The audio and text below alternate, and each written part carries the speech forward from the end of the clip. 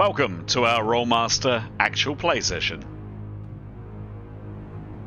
Twilight of the Old Order is a campaign set in the world of Duyranaki, the continent of men. In this gritty, cutthroat world, politics, religion, and commerce are all intertwined and reign supreme. Characters need to be both smart and ruthless to survive.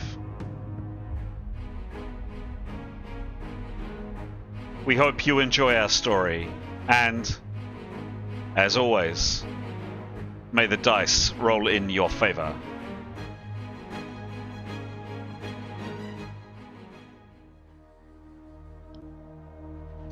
This is episode 178 of Twilight of the Old Order. The Twilight Party, after recouping and recovering, have decided to seek out their foe, the leadership of the Committee for the New Age. We rejoin our heroes at the far end of a narrow bridge, spanning a yawning chasm. Across that gap looms a dark cave from which the echoes of bloodshed carry out into the cold air. And somewhere beyond that shadowed entrance may lie the fate of the free world.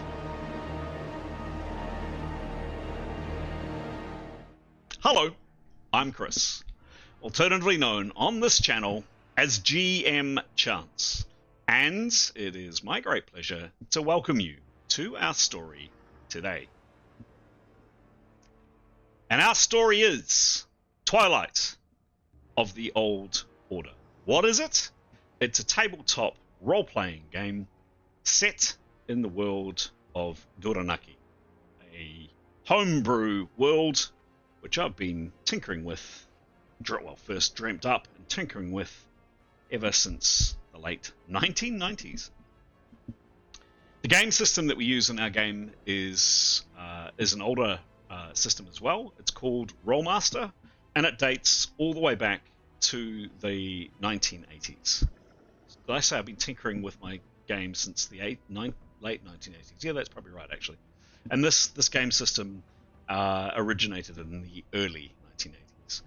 It is considered by many to be quite a crunchy system. Lots of tables, lots of charts, and by some people's estimations, quite a complex system. It's the game system I've been playing ever since the 1980s, and I love it. We have 6 characters in play today, and up on screen are those 6 characters' faces. We have 4 of our 5 players in play today. Our friend Giles can't join us today, but somebody else is kindly picking up. Anthony is kindly picking up his character. In a minute or so, we're going to turn to the players of the 6 faces up on screen to introduce their characters to us, explain a little bit about who they are, what they do, by way of a few questions, which I sent out earlier in the week before we play. Before that happens, super fast, my habitual but very sincere thank you very much indeed for all of the comments, the kind ideas, suggestions, whatever they are online from the various people that follow this game. As I frequently say, this is our hobby. We would be playing anyway. The fact that we can click a record button and share our stories ultimately with the world, and the fact that there are people in the world that find what we're doing interesting and entertaining is fantastic. So please keep the comments and the suggestions coming. Strong encouragement for anybody that's liking this, that maybe has watched either 1 or 2 of our videos and like who we are and how we play and just the stories that we're telling and the characters. We'd really love either a like down below, or better, much better, a subscribe.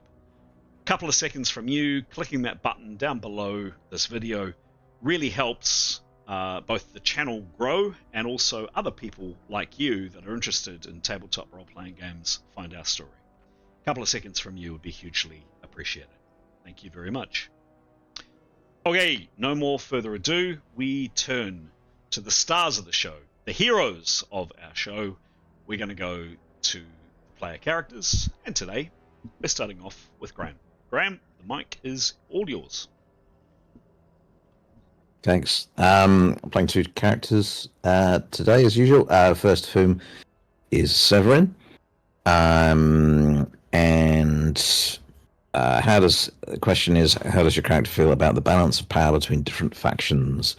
I think he's becoming increasingly exasperated with the world, really, in terms of just how people turn against each other and have their own petty squabbles and disagreements. And I've seen so many disagreeable conflicts over next to nothing, or based on race or differences of religion, and despite the fact he's a warrior, he kind of just thinks, what are these people on about? I think the idea of that was differently when we encountered the two sects of the Roldanian religion, bunny eaters and rabbit munchers or something, I can't remember what they're called. And they were just fighting over sort of petty differences in their faith. So I think he's kind of just increasingly disillusioned, and the fact that they're fighting an enemy that has their own ridiculous fashions about how best to destroy the world, it's just thinks it's all gone a bit bonkers, quite frankly. Another character I'm playing is Tenya. What is the most unexpected? Sorry. What? Did he hit? Sorry, can you hear me? Graham just had to nip out for a second. Yep, keep going. What's the most emotional reunion your character's experienced? I think Tanya's pretty buttoned up, but she's been through the emotional mill in the last sort of 6 months in terms of various friends, family who've died. But the most emotional reunion she's had, certainly in this game, was meeting up with her very close family friend, Ningwen. And that was good, amazing to see a friendly face from her childhood who wasn't locked up or otherwise compromised by financial accusations of financial mishandling. And actually, to find an ally was in itself quite. We haven't got many that you'd want to call allies. Got some weird people who've supported us, but so just actually to be in a house that someone you could trust was quite novel, certainly in this game. And so that was very emotional, sort of returning to her childhood. I shall pass over to Stara. Nice one. Thanks, Graham. Thanks, Jada. Jada's going to answer the question, the most emotional reunion. It's actually not one she remembers, it's what she dreams about in the future. So she was given away to a monastery when she was little. She didn't know her parents. She often dreams about finding them and imagining what it would be like. Nice. And we have Anthony. Eskel. Right.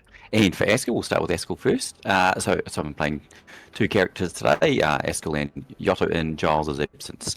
So for Eskel, what's the most intricate piece of craftsmanship your character has seen? Well, he got to see it a little bit too close. It was both the metal Mickeys and the mechanical hounds. So once disposed, he was absolutely amazed. How do you make that? Because it was he suspected there was some magic involved them, but the intricate mechanics, the how things spun to make their jaws work, the legs, how the plate armor just didn't like seize or anything. So absolutely amazing, like the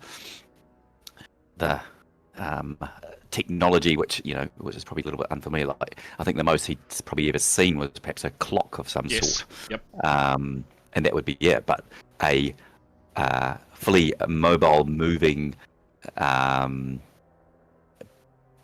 giant person and animals. It was just absolutely, he's still dumbfounded by it all on how it operated. Cool. And glad he survived it. And As for Yotto, what's the most unexpected allies your character has encountered? Well, it's actually the Twilight Party. So I can't quite recall how he ended up in that small dingy room. I think he was told to meet a group of people party there. And going from, I guess, being a hired gun to then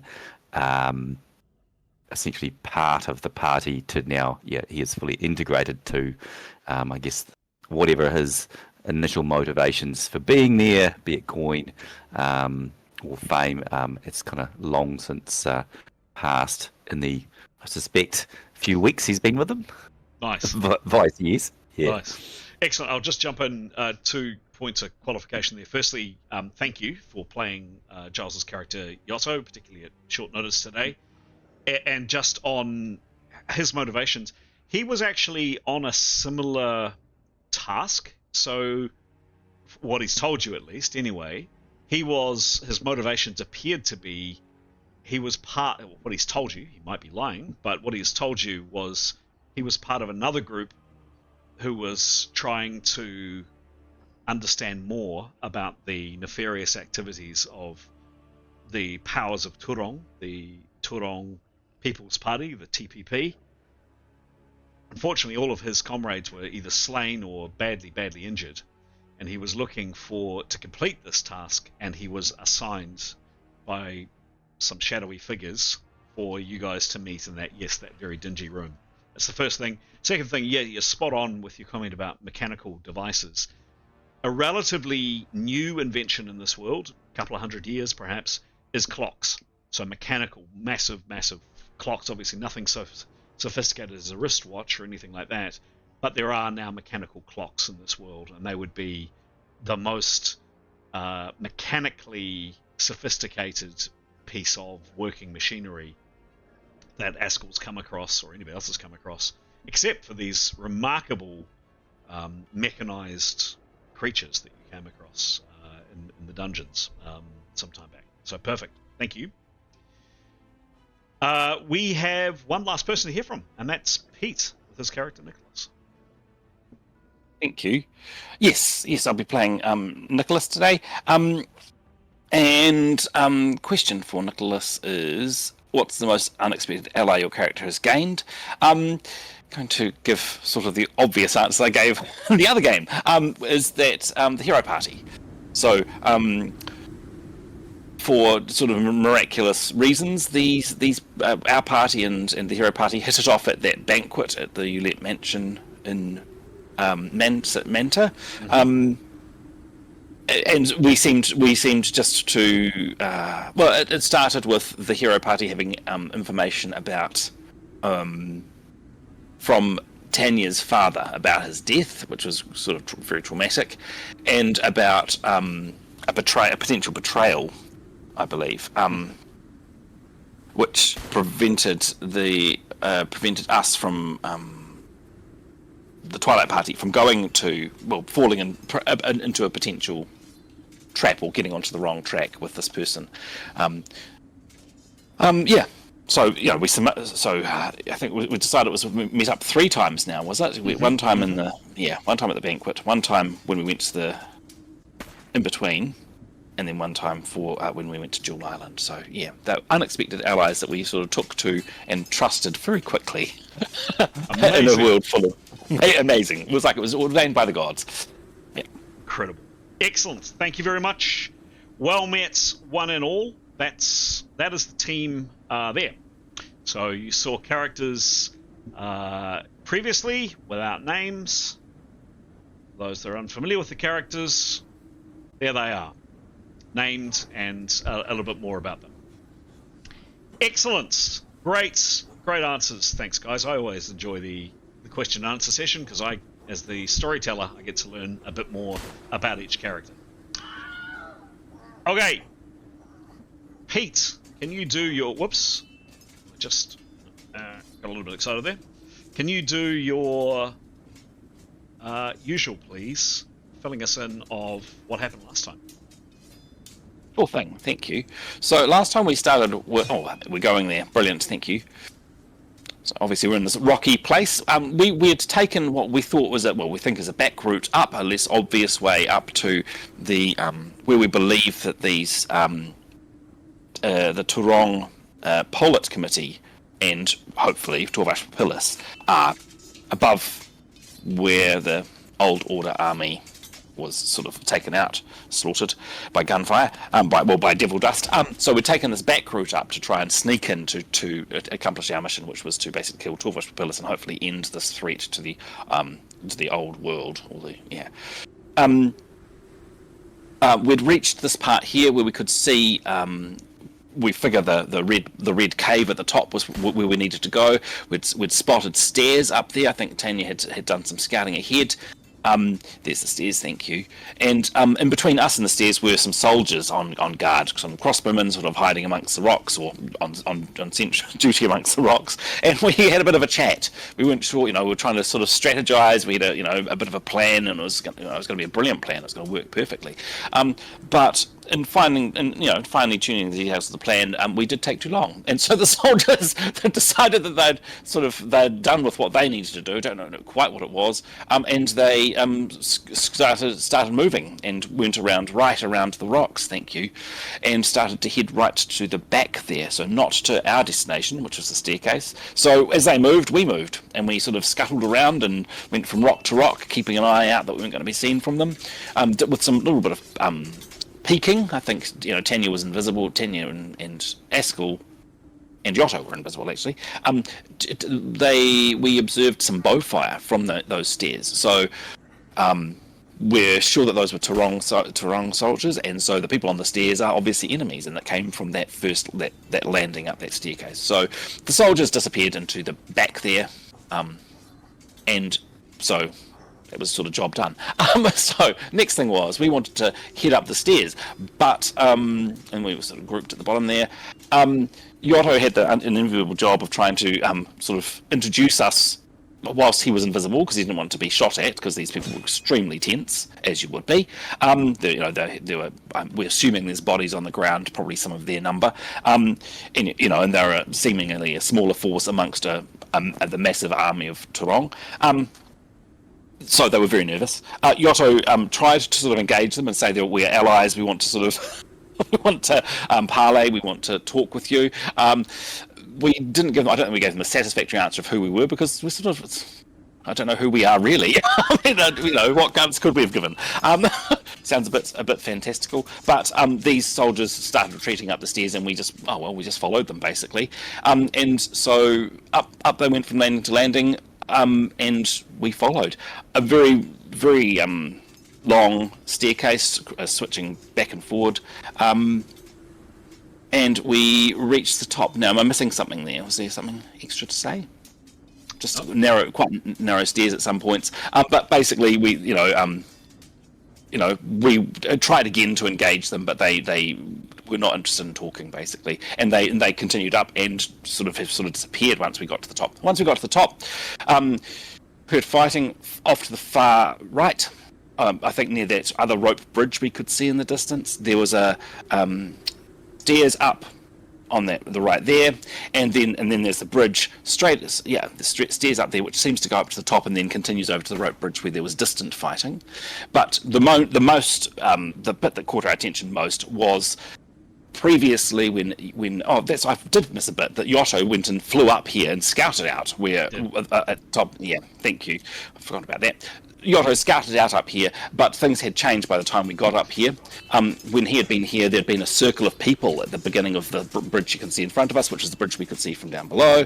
But and there had been sort of holding, fighting, trying to sort of be plucking up their courage to move across. As we got up there, I can't remember if there was still a circle or if they had actually started moving, but they fought their way across the bridge, and now the force, the people who are fighting the people here, we're still not sure who they are, 100%, have moved into that cave where the arrows are now. And so it looked to us like our pathway to sort of get into that cave and hopefully the complex in there, and where we assume the Pollet Committee and Torvash Papillus are, is sort of, we'll just tag along behind everyone, I think was the plan.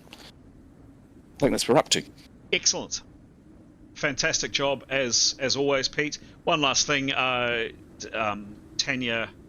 did nip to the top up here and had a very quick survey of the scene. She legged it up the stairs, and that was her view here. More bodies. You can see here some watchtowers over the back, etc. But and some people over here, and some potential conflicts over here, but quite some distance off, a long way away from where you were. So yes, indeed, where we begin is right here. Whoops. With your characters beginning to head across the bridge. What you've seen is as follows. Around you here, in this area here, quite a few bodies. And also you can see there more bodies on the bridge. And more people running across. No one is paying you any mind. People might have, some of these attackers have maybe glanced over their shoulders, but they haven't really taken on board that you're there or appear to be even remotely interested in you. They are hell-bent on getting into this cave. And absolutely, the vast majority of people have come into this cave. And there's been your characters have essentially caught the last little bits of some pretty horrific violence in the mouth of that cave. Stabbings and knifings. There's the occasional loud noise. You just heard a couple of them just there. That's occasionally also from out in the plain, far over the top of where we're looking now, but also occasionally from inside this complex too. In terms of the bodies that you've seen littered around, I'll share some images.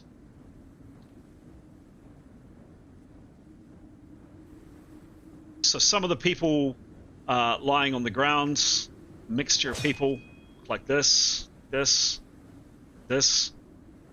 and also what you'd term turong soldiers, like this, and every now and then someone wearing this black uniform with the red fist that you can see there.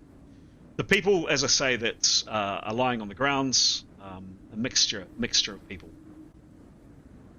not in uniform, and a whole array of different types of weapons and different types of equipment and other things. Certainly different nationalities, a mixture of people from Thamazul by the looks of it. There are some Easterling people there, people from the north, people from Thibron, you name it. There's a whole mixture, but absolutely no uniforms. So that is indeed, and every now and then you can hear the sounds of combat. It's getting more distant. There is nobody. Just as your characters are here, the last people are moving around the just out of view here. So there's nobody currently, or there won't be once we start the game, anybody alive at least that you can see in the mouth of this cave. That's where we're going to begin. Before we start, however, are there any qualifying questions? Is anything not clear? Sorry, I frequently do this. I'll ask a question and then interrupt myself. One last thing to note, every now and then you hear one of these noises, just like that. Sometimes, as I said, they're inside. Sounds like they're inside this complex. Other times it sounds like they're way out on the plain, quite some distance away, and occasionally the clash of arms from different locations.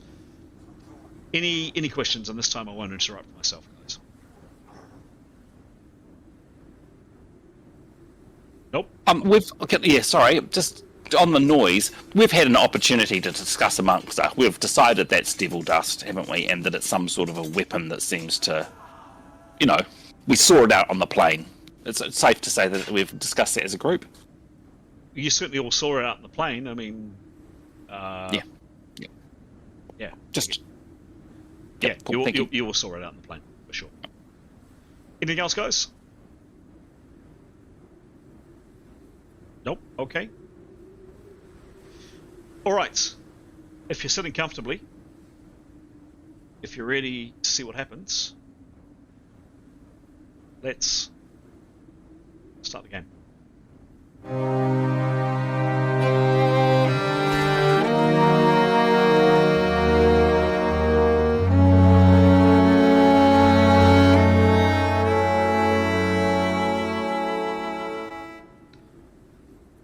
Your characters are poised on the edge of the bridge. What do you do?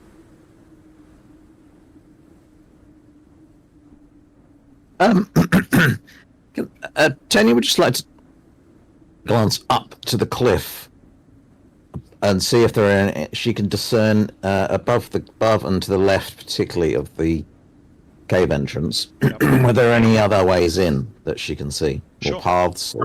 Yep, sure. Give me a roll.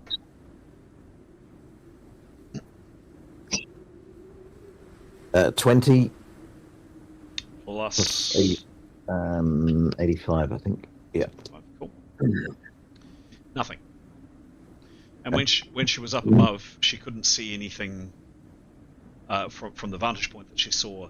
Nothing to indicate an entry point going down or into the hill. All right. Thanks. Certainly nothing up here. No. Okay. Otherwise, sorry. Go on. You finished. No, you go.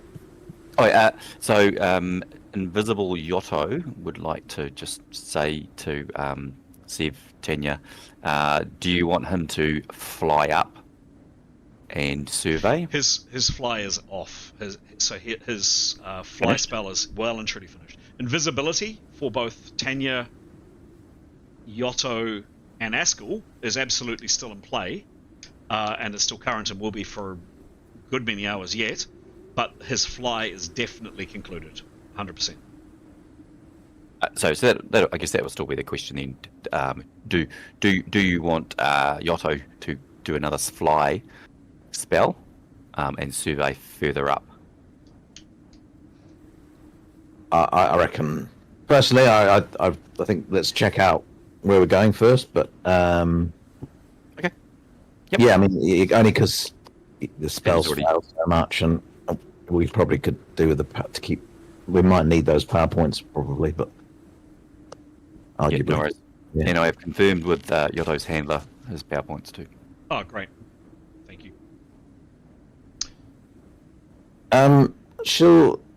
Does someone want to go across the bridge and just check it out? One of the invisible people. Tanya's happy to do that if no one else wants to. Askell's happy, but he doesn't have quite the. I mean, whether we're worried about stealthiness or not, but if we're not, then Askell's happy too. All right. Yeah.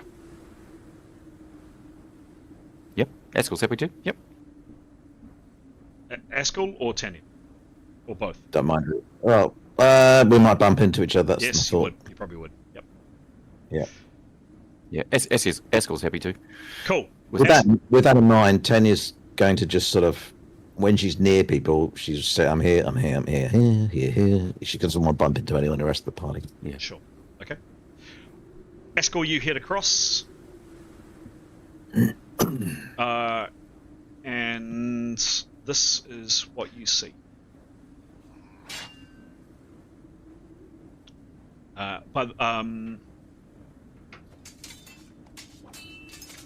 Yeah, we are going to go into rounds, if that's telling anybody anything. So we're into rounds.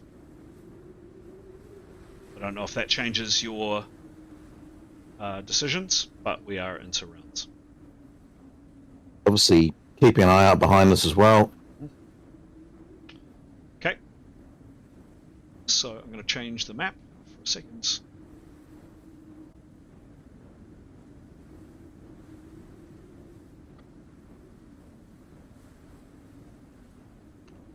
Just one thing I meant to say off camera. The map that we're leaving, you may recall, is of massive scale. Like, it's absolutely huge. To make the game playable, I've had to come up with a scale double of the map, which has been an interesting exercise. So things may not appear exactly as they look for for you all to match one view from the next. So there could be a slight, I guess what I'm saying is there could be a slight discrepancy between one map that we've just left and where we've come to now. Askell, coming up on screen now. I'm not going to go into, I was going to say, because your party members can see you, they can't see you, of course, but this is what Askell sees. Oops. So Askell, coming up here, just this absolute sea of bodies, and as well as, and I'll just give you a little bit more description. Whoops, just realised that my unfortunately, yes, yeah, I've just noticed that. That's annoying. There we go. Hang on, I'm just going to bring up my camera again. Just a sec. What happens when I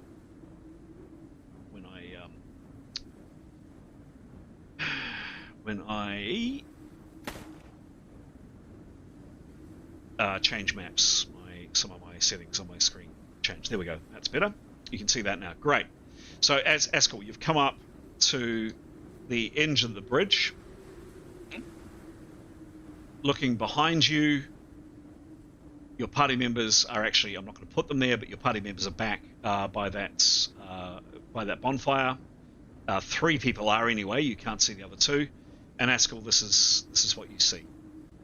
Absolute carnage. And these bodies here, just back to the bodies, a mixture of, as I mentioned, people that look like that,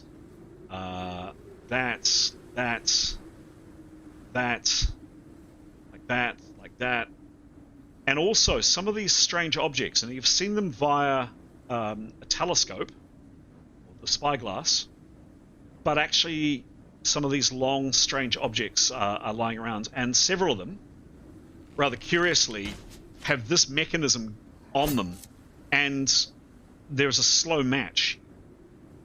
Slow matches are common, and of course, in this game, you'd use tar or you'd use some kind of propellant to make it go. But it appears to be, so of course you're completely unfamiliar with what this is, but you can see this mechanism on these strange devices here, and there is this smouldering match going up on some of them. But yes, just complete and utter carnage. Bodies intermixed, and Askell, you can absolutely hear conflict further around to your left. From what you're seeing and hearing right now, give me a perception roll, please, Askell.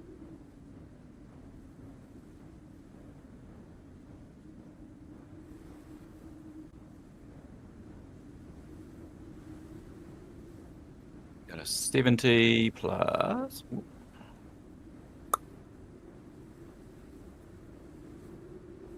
Plus 37. 37. Other than the sounds of conflict, muffled conflict down to your right, you cannot see. And there's reasonable light in here, by the way. And of course, he's got elvish vision. There's a large bonfire burning there. There is kind of twitching from some of these bodies, but certainly no one appears to be alive.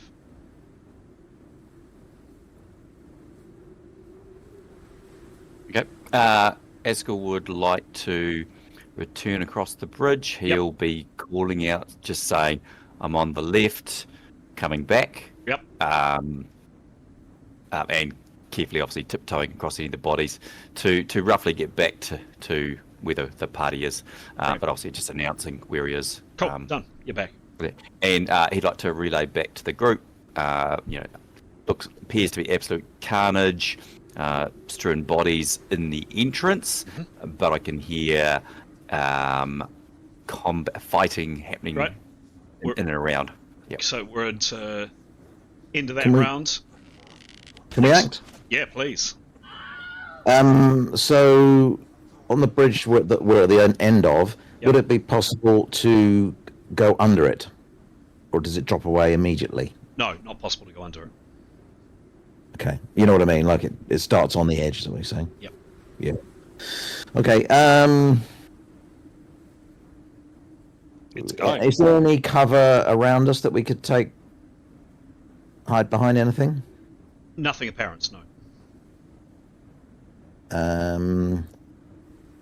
Okay, so actually, let's go Rumbo. So, cool. Jada, what are you doing? You're first to act. Because we are into rounds.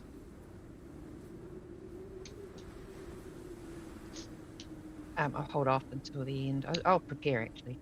Yeah, okay. Haskell, you've just come back and told the party this. What are you doing?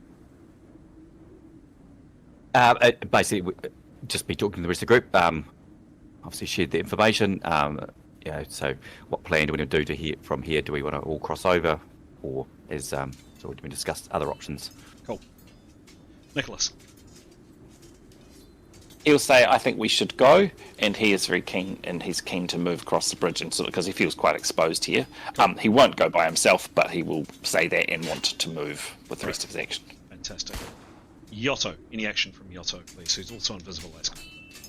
Yep. Yotto was also supportive of going across and just come up with, as a discussion, how we're going to fan out across at the other side. Cool. Tanya. She will start moving across the bridge. Great. Okay. And announcing that she is doing so. Cool. And Lassie Severin. Will also start moving across the bridge. Okay. You are in full view, of course. You were, of course, in full view up here. In fact, arguably, very well lit. But you all move across. Unmolested. No one seems interested in you. No one seems around, frankly. Tanya suggests that she will scout out ahead. She suggests that the party just lie down up against the walls as if they're dead while she's gone. Yep. Okay. So that takes another round. So we're already 40 seconds into this. Yep. That's the end of that round. You guys are now all across. GM is going to get a drink. Back in the seconds. I think it'd be better just to know what we're running into. But I think rather than hiding, I think if you guys just pretend you're dead, I don't think anyone will give you a second glance, quite honestly. Yeah. It's such a strange mix of people there that you know. I think there'll be someone coming up behind. Quite possibly, but I think if you guys go into the shadows of the cave and just kind of lie down and keep still. Yeah. That'll be perfect. And then I think Tanya is going to go off and I think she's just going to look for other entrances out of this cave that people didn't go down fighting, and might just have a cursory look to see if there are any other secret passages. Do you know what I mean? Rather than sort of following people into a large combat that we don't really want to be a part of. It'd be good to find. Along those lines, can we just burn the bridge down, and then it'd be easy to find the extra exit, because they'll all be going towards it. We absolutely could. Fly out, but they can't, so they'll have to go down there. Well, there's got to be another way, right? We can't count on spells, right? I mean, we could burn it down, but we might come to regret that. At the same, we don't really know, do we? I think if we all pretend we're dead, those that are visible, then there's a fairly low chance of anything nasty happening to us, I would suggest. Also, as being a healer, I guess I'm really non-offensive to them. So if you feel free to send me out as a healer, and I can just pretend I'm healing people and gather intel, or a bit risky, but I don't know if they have kind of any medicine on frontier in this world. I think you could try strapping a red cross to your head, I guess, see what happens. It might just be a target. All right, beginning of round 4. What happens? Let's go. Jada, what are you doing?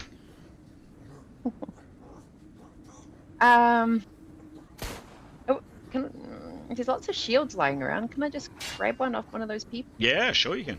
Save me having to do a spell? Yep. Jada, you pick up a shield. Done. Yep, thanks. Probably your rounds. Jada, you move into about here. Pick up a shield. Plenty of shields around. Cool. Haskell, what are you doing? Having seen Jada pick up a shield, Ask will be curious, but if he picks up an item, does that impact on his invisibility? It does, yeah. So anything that you... so the rules for invisibility are, if you cast invisibility on yourself at that time, any of your objects that are on you are invisible. You pick up something new, it's suddenly floating in midair. Yeah, sweet.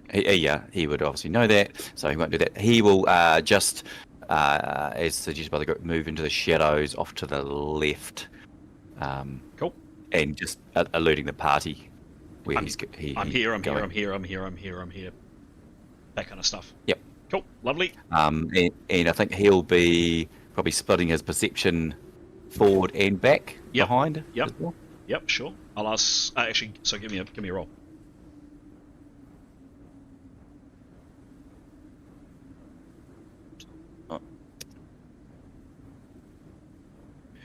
Got a 28 plus 37. Cool. Nothing. Glancing behind him, nothing. Absolutely no movement over there whatsoever. Here, Okay. nothing. And you can just probably about that volume. Actually, you can hear the sounds of metal on metal. It's probably about what you can hear. Round to your right, and he's about there. Is that about right? Yep. Sounds good. Marvelous. Next up is Nicholas. He's heard where Askell is, so he's going to go and be a body against the wall near Askell. Okay, so slouching down here, right? Yep. Done. Okay, is he going to stand up? There he goes. He's lying down. There you go. And I think he's wanting Awesome. to lie down. Yep. Thanks. Yotto, you're invisible. Yotto. Yotto would like to split to the right, close to that pole, whatever it is. And that is where he will like to There. set him, closer to the pole itself, and just keeping eyes in around his sort of to the right and to front where the entrance is. Cool. Done. Tanya. Hisses to the party to play dead in the darkest corner of the cave, and then we'll try and is going to scope out what's around and immediately ahead of the party. Okay. Give me a perception roll, please.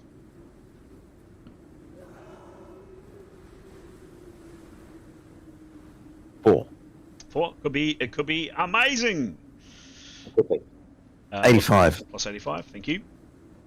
Okay.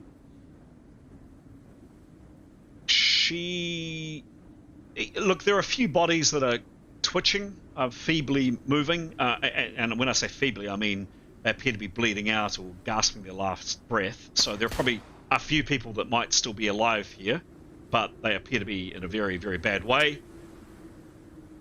And like Askell, she can hear... there you go. The sound of blade on blade further down here. Is that the only exit from the cavern? From what you can see, yes. There's nothing above you. There's nothing to your left. There's nothing straight ahead. Round to your right. She'd like to creep into the cave and give a sort of cursor, more exacting kind of look, just to check for any other exits from the cavern, any kind of secret or concealed exits and entrances that may have been missed. Okay, so she gets up here, and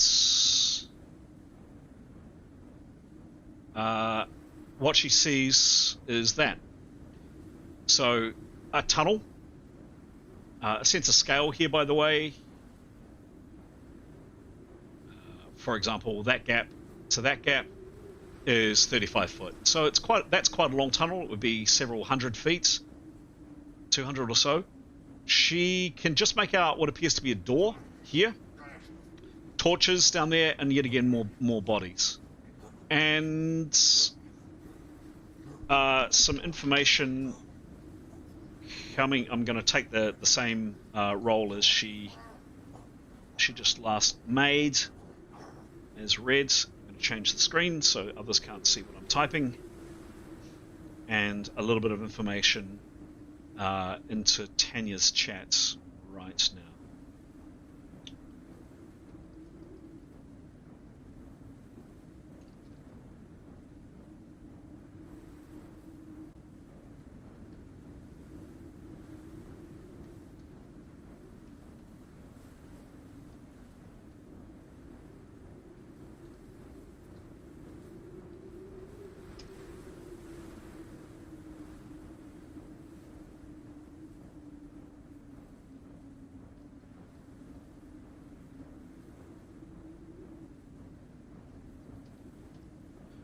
Is that Tanya?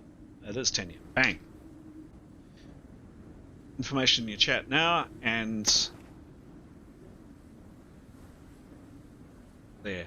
Great. Sorry, hang on. Need to enlarge the screen, sorry. Sorry, whereabouts? Right, when you mean, can I talk about this? She has pissed at the party for 10%. She has perceived for 30. You didn't tell me otherwise, so I assume 30. She perceived for another 30. That to me is 70%. She's got 30% action left. Okay.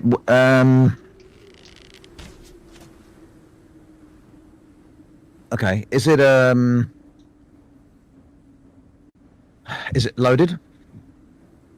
You're not sure. You can't see. It's happening reasonably fast. Okay. She's gonna hiss back to the party, man stirring crossbow, and then move Okay. Where does she move? anywhere that wasn't where the voice came from.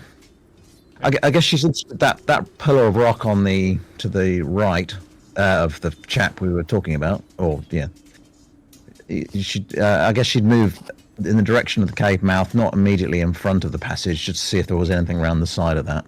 She can't see. You see that pillar of rock? Yeah. So in there, if she can get that far. Yep. She gets to there, and her view. So she's hissed that. She sees this. She does see some more information, by the way, coming up here. Yeah. I'll describe it. I'll describe it to you now.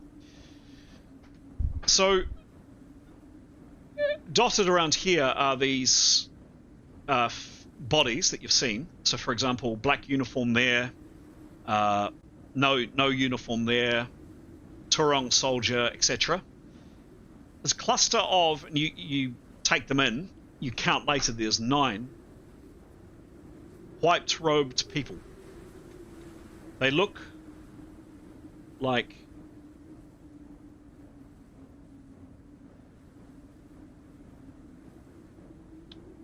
this.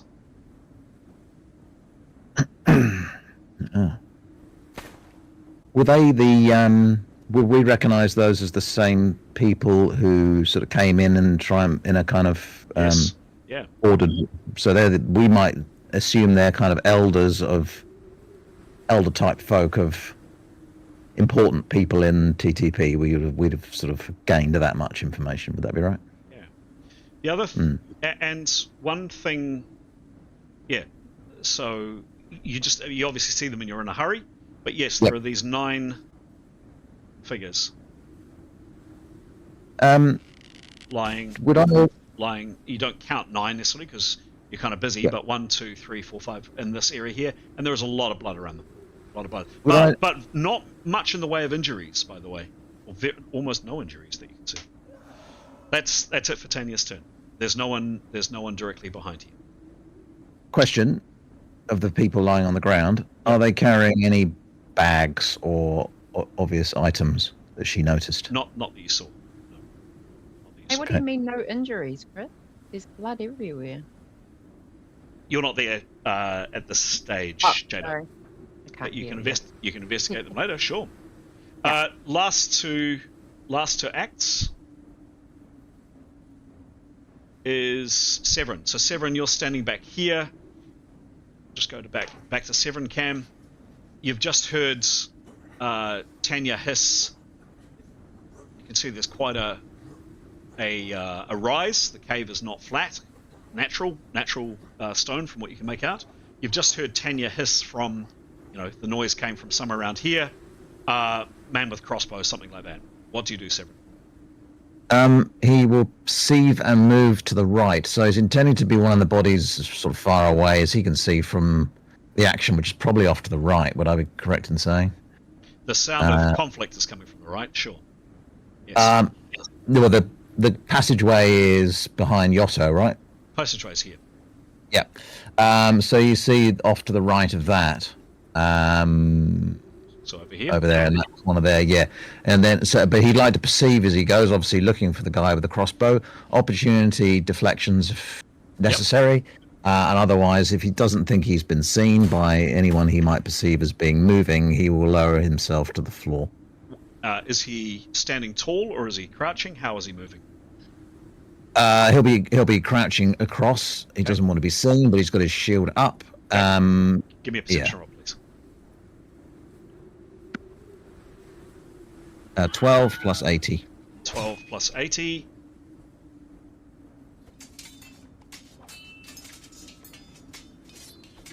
You, Severin, don't see anything from here.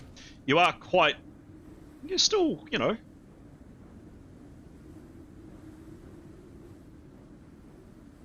you're not 56 foot away. You're about 12 foot away from a pretty substantial drop. So you are being careful of your footing. You're fine, but you're just mindful of there's a hell of a drop right there. Oh yeah, I mean, I guess ideally, see where that body is nearest to him. Yep. In behind that body, if that makes sense. Yeah, great. He lies down and close to that body. Yep. Cool. So he'll lie down there. Cool, done. That is the end of the round. I think everybody's acted, correct? Nicholas is slumped down. Askell's over here. And having done a perception roll, Jadar's picked up a shield. Yotto's moved here. Knowing, I don't think anybody else had an opportunity action, did they? Who's still standing? Hang a sec. Hang on. Yotto, you only moved a reasonably short distance. You didn't give me any opportunity action, but for a negative 10, I'd give you an action if you wish. So you'd have, I'd say you'd have 60% left to act if you wanted to, Yotto. Yeah. Okay, we'll take that. He will just carry on creeping up to the right, and he'll just. I've already seen Severin move. He'll just quietly say to Severin, "Hey, I'm continuing to move to the right. I'm going to be, about there. That'll do." And he go, "Hey, Severin, I'm on the wall. I'm X feet in front of you." Okay, whispering, sure. And Yep. I would say, Jada picking up something is a 30% action. So actually, Jada, I'd say you'd have 60% action as well. Oh, yeah, picking up, also like using it, like putting it up Okay. and then going to lie down, like Graham said. Okay, so Jada is lying there. Done. Okay, that is the end of the round. What about just looking around, all the injuries? Yep. Jada would be analysing them. Like, what have they died from? Why is there so much blood? Okay, give me a perception roll. Where is it?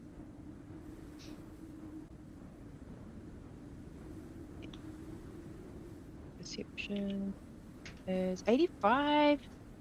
85. And... Yeah, and the roll? Oh, sorry. My perception is plus 63, and my roll was 85. Okay, cool. 85. What is an 85? Okay, 63.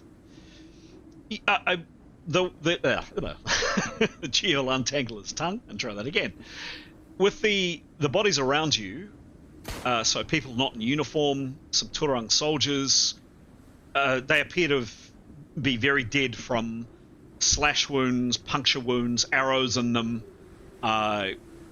generally like horrible melee wounds, but also some arrows and crossbow bolts, whole mixture of what appear to be quite conventional injuries, and these people immediately around you. That is the end. You know the blood pile where there was heaps of blood. Can I not see anyone that's like covered in blood? You're here. Blood? You don't know I can't. anything about them. They're over there. Okay, thanks. Cool. That is the end of the round. Rolling initiative. Any changes to initiative I need to be aware of? Going once. Going twice. Gone. We are off. Jada, you yet again are first to act. You've got your shield. You're lying down. You're playing dead. Any actions? Hold action to the end. Hold action to the end. Okay. Oh, I'm still preparing. Well, no. You were moving, and of course you can't move and prepare last round. I meant to ask you about that. So are you preparing now? Yeah, I'll prepare now. Okay, done. You can obviously you have 10% activity when you're preparing. Askell, you are first to act. You're over in the corner over here. Nicholas is at your feet. Right. Yep. He'll just be whispering to Nicholas. Hey, I'm going to move around to the following the left of the wall, just to be able to get a view down that corridor. Yep. Okay. Just so he's kind of in line with the corridor. Oh. Okay. So Crouching down as well. And he would also, just in case it wasn't implied, but he would have drawn his cutlass. I'd assume that everybody has got weapons drawn. Okay. So just in case. So he's getting to here to look down the corridor. Yep. Cool. Any other actions from him that I should be aware of? Just observing. Okay. Give me a perception roll. Stepping.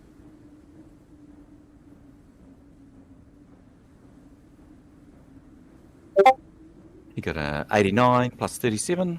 Cool. Okay. Yeah, you see the following. This man here is sitting up. He's got a crossbow. It appears to be... Well, you don't know if it's loaded or not. He's covered in blood. He's propped up against a rock, so his back's up against the rock, but he's pointing the crossbow out into in the direction of the bridge. There is a rise here, so this would be his perspective. Askell, you can see him over the flames. You're standing there.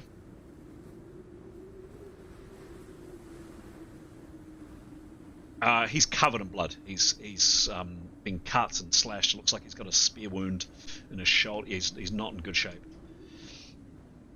Okay. And that was your round. That's cool.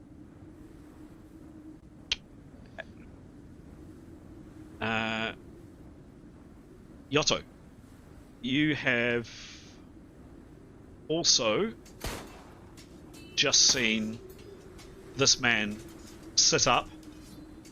So he's sitting, his head's about here, and he's holding this crossbow and pointing it out. It's the cave. What do you do, Yotto? Okay, so Yotto will whisper out to Severin for his action as needed. There's a man with a crossbow pointed towards the bridge. We need to take him out. Okay. That takes like 5% of Yotto's turn. Anything else? He'd also say, Severin, stay down, and then just say, I'm going to move forward to the corner of the passageway as well. Okay. Can Severin reply before he does that, even if I wait to my turn? Yep, sure. We'll do that now or later? Yeah, do it now. Yeah, I think Severin would urge, take him out. Okay. So now so Severin says take him out. That's 3 words, so that's Severin's free 3 words. You've used 10% of your action, Yotto. What do you do? How far is it from to cross to that, across the room to that, the pillar or whatever you call it, rock? Yep. Rock thing. Uh, 48.3 feet. 3. 1 moment. His head, by the way, he does turn to look in your direction, Otto. And his crossbow's pointing at you when he hears... I mean, obviously, you're not yelling, neither you and Severin, but you're speaking, whispering. Okay. I think Yotto will just go up to that corner, and then he'll just hold for the remaining. See any other actions? Okay. Just like what do you call it? Red light, green light. So, yep, you'll have a 10%. So remember how an opportunity action is. You tell me what you want to do if there is a trigger. So if there's a trigger event, you do something. Otherwise, you can still act later in the round, but you have a negative 10% penalty on not acting on a stated action. So what he will be doing, just to like he's got played statues at the moment. He's frozen. Yep. And he is waiting to see when the crossbow man relaxes and stops looking in his direction, and then he will intend to cross towards him. Okay, done. Great. Next up is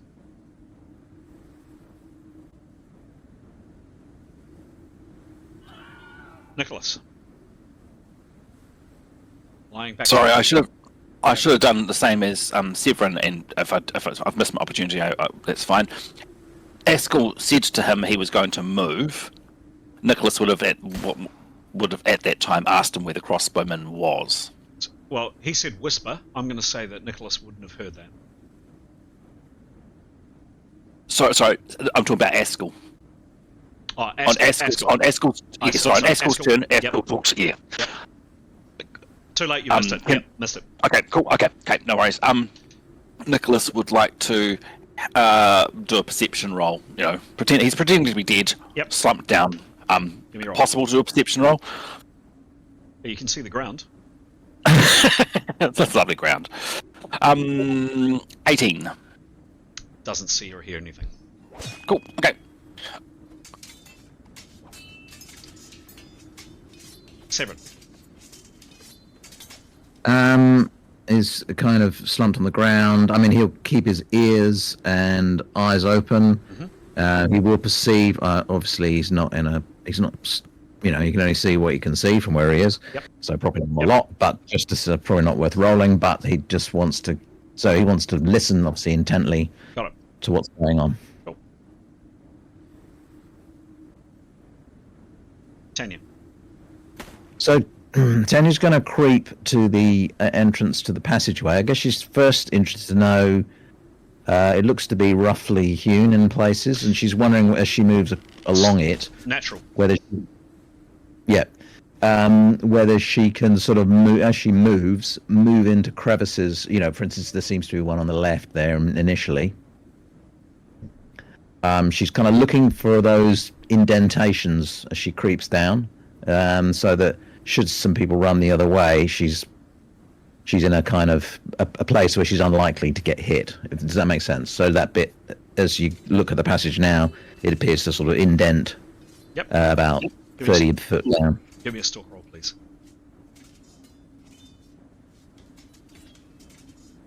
15. Mm-hmm. All right. And her stalk is. I should know this by now, shouldn't I? 159. Cool. And how far can she move at half pace as stalking? 30 feet. 30 feet. Thank you. Lovely. That's 30 foot to about there. So she wouldn't go that far. She'd be, she, as I say, when she finishes the turn, she doesn't want to be out in the corridor, so she'd be tucked in against the rock face flat. Done. Okay. Okay. This is the end of the round. Yotto, you were waiting for this bloodied guy with the crossbow to relax. He's not relaxed at all, and he is swiveling his bow. And look, he's clearly heard something, and he is checking out particularly this area here. That's the end of the round. Oh, sorry, no, unless you do anything. No, I think Yotto would just stay statues, just to allow things to calm. Okay. And just keep watching the crossbow person. We are into rounds. Time is ticking. Sand is running through the hourglass. We're into the next round. It's been a whole minute since you set off from the bridge. Any changes to initiative that I need to know about? Gone once, gone twice, gone. Next. Jada, you are first to act as well.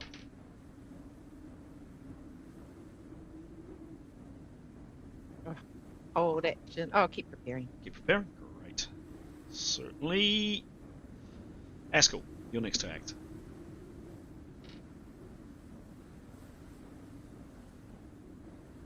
Three words. Askell will just whisper, Nicholas moving around. Okay. And then... Yep. Then he will move around that left edge wall. Slowly, steadily. Okay, slowly, steadily. As far as he can go. No. That's annoying. He is invisible. Yes, he is invisible. We've just lost Askell.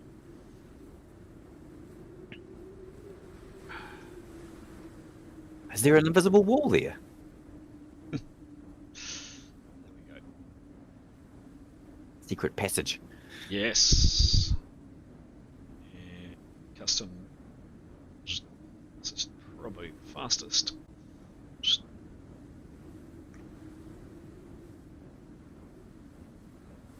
Boom, boom, boom, boom, boom, boom, boom, boom, boom. So saying about temperamental maps. Magic. Magic. Done. Let's see if I don't do that again. Okay, so you walk around to where, Askell? Yeah, just as far as he can to just inch around that outer edge wall. Okay. Didn't mention you were stalking. And this guy's head swivels towards Askell and is pointing the bow directly at Askell. He obviously can't see. Statues. Okay, done. Yotto. You're obviously, as much as you can play this, you're obviously unaware of Askell's movements. But yeah, despite red light, green light. Yeah, yep. He has seen obviously the crossbowman's head spin the other direction. Yes. So he would like to stalk. Yeah, give me a roll. Forward. Yep.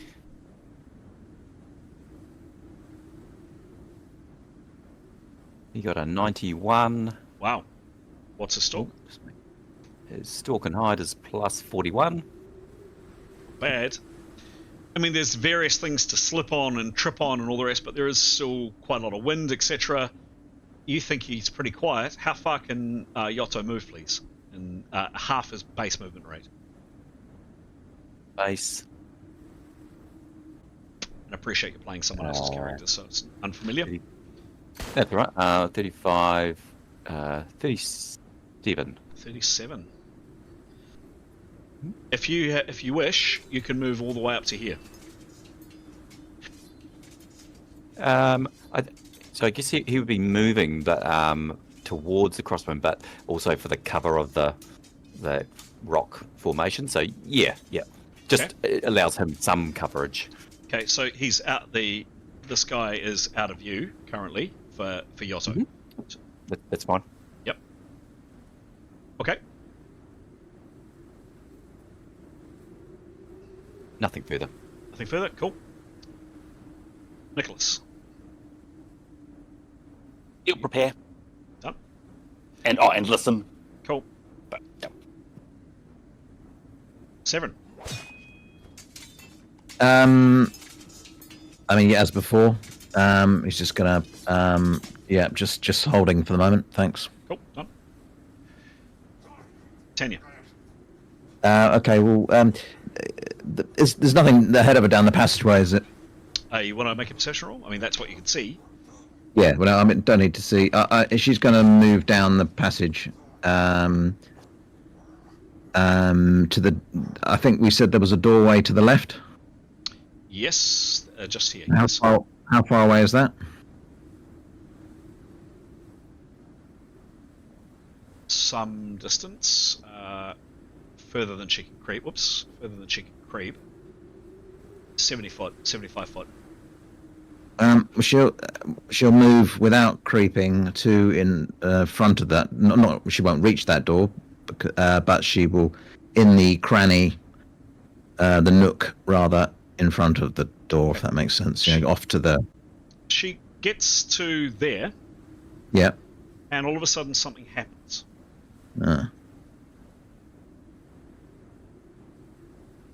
Should have seen that, shouldn't I?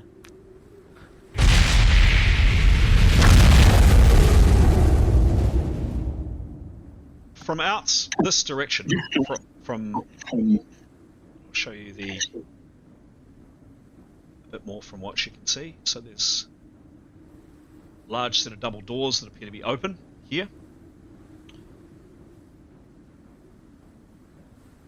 Massive sound.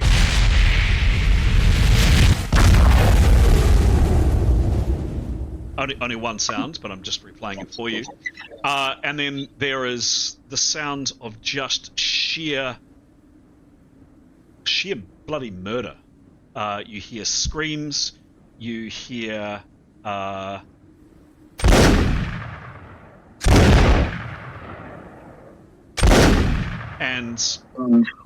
the clash of arms and people yelling and all kinds of stuff from somewhere in this direction through this doorway. All of you hear that. And can she discern anything coming further down the passage? Would you like to give me a perception roll? She would. Okay, give me a roll.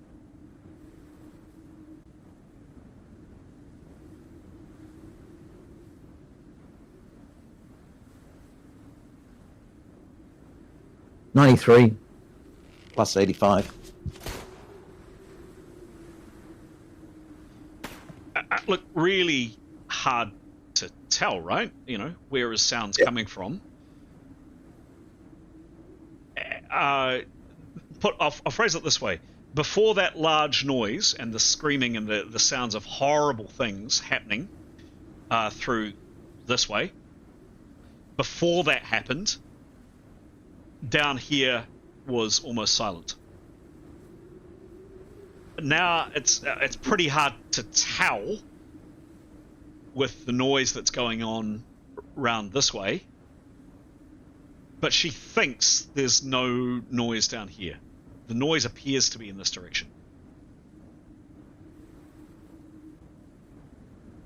So she's moved to about there, and then heard that noise. There's bodies around her, as mentioned. She's probably got another 10-15% left. Yeah, I mean, can she move into the where to the immediate left of the door? If there's a space that's not the door, that she can press herself against the wall. Yes. Pause to have a look and a listen. She hasn't got that amount of action, unfortunately, so she's there currently. So she's not going to move anywhere where it's going to leave her. She knows how fast she can walk around, so she's not going to leave herself anywhere that if suddenly someone runs around the corner, they're going to bump into her. Does that make sense? All right. So she can be anywhere between here and back here. Your call. Just can that little rise there? Can she just go up that little bit and press herself against the wall? Yeah, sure. Yep. Great. Done. Done. And that is the end of that round. We're now, yes, rolling into the rounds. We're now over a minute since you started coming across the bridge. Okay. Rolling initiative. No changes to initiative that I'm aware of. No one's told me so. Jada, yet again, this is now going into round 3 of your preparation. Doing anything else? Going once? Going I'll hold action. Hold action. Okay. Be prepared, eh? This is... This You're prepared for was it 2 this- rounds. Yes. Oh, yeah, I prepared one last time. Okay, Thanks. great. Haskell. You are here. At that very violent noise, this person's head, I mean, he's looking everywhere. He's pretty spooked, and he's really in a bad way. His head snaps around, and he's looking in this direction at whatever that massive noise was. Having noticed that the previous 10 seconds he spun his head towards Askell, Askell will now drop into stalk Okay. move. Yep. And he will just like to move Cool. further around, just hugging the wall again. Yep. Give me a stalk roll. And tell me how far can he move in a stalk, please?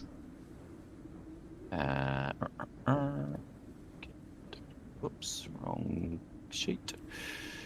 Askell, he is...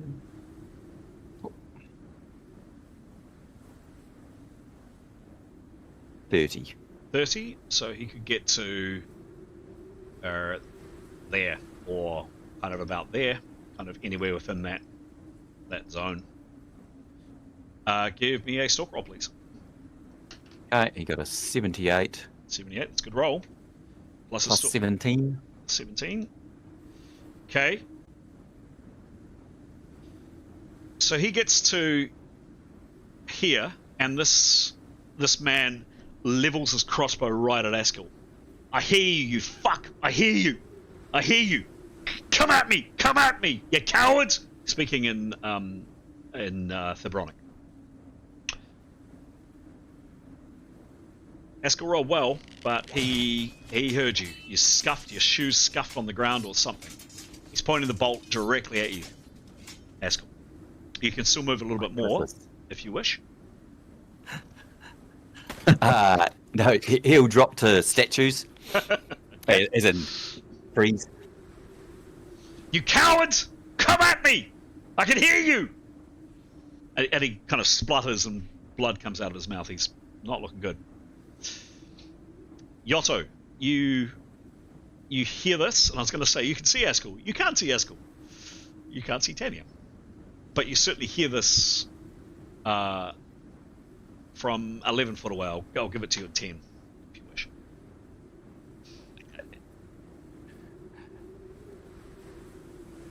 So, yeah, obviously, Yotto's heard that. He'll then stalk around right up to the sky and ready to deliver a Nodachi headshot.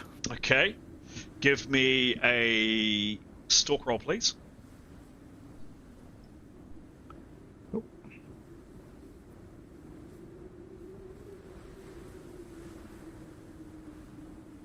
83 Another good roll. What's a stalk?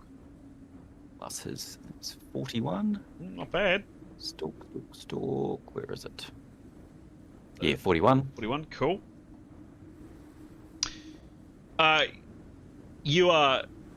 You think completely silent. You come around the corner, you move very short distance, and you are standing with your Nodachi above this guy who is screaming murder at a blank space over here.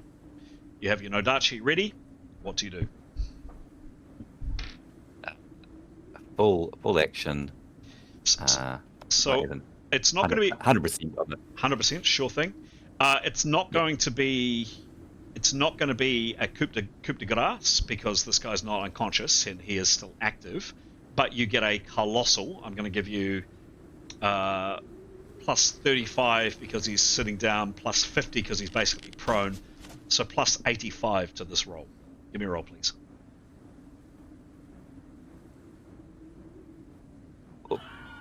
Mr. Q. Oh. He got 100. Hey! Roll Nice again. work. Roll again, please. That's Well amazing. That's an ex-crossbowman. Yeah. He got 100.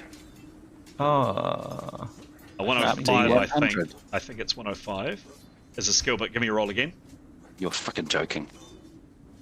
That's true. It is. I was Exclamation just R! Exclamation R! D100! Exclamation R! D100! Both. What? You got So I got another? another 100. What? Wow. What? Wait, mate. did I put that in wrong? That's incredible. Please, someone else check. Yeah, right. Yeah, it looks right. A 30. Yep. Yep. 200 Wow. and, Roll 30. What's wrong with you? God. 230. God. Plus, I think he's 105 with his Odachi.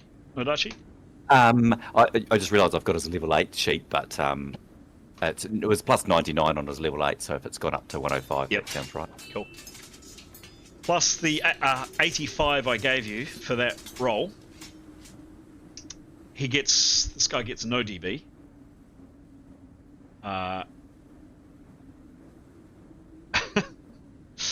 That is 410 is the attack He was roll. attempting to take his head off, so I'm that was what he pretty sure. So he's an armor type 4. So let's see. Just need the overkill damage. No Dachi. Here we go.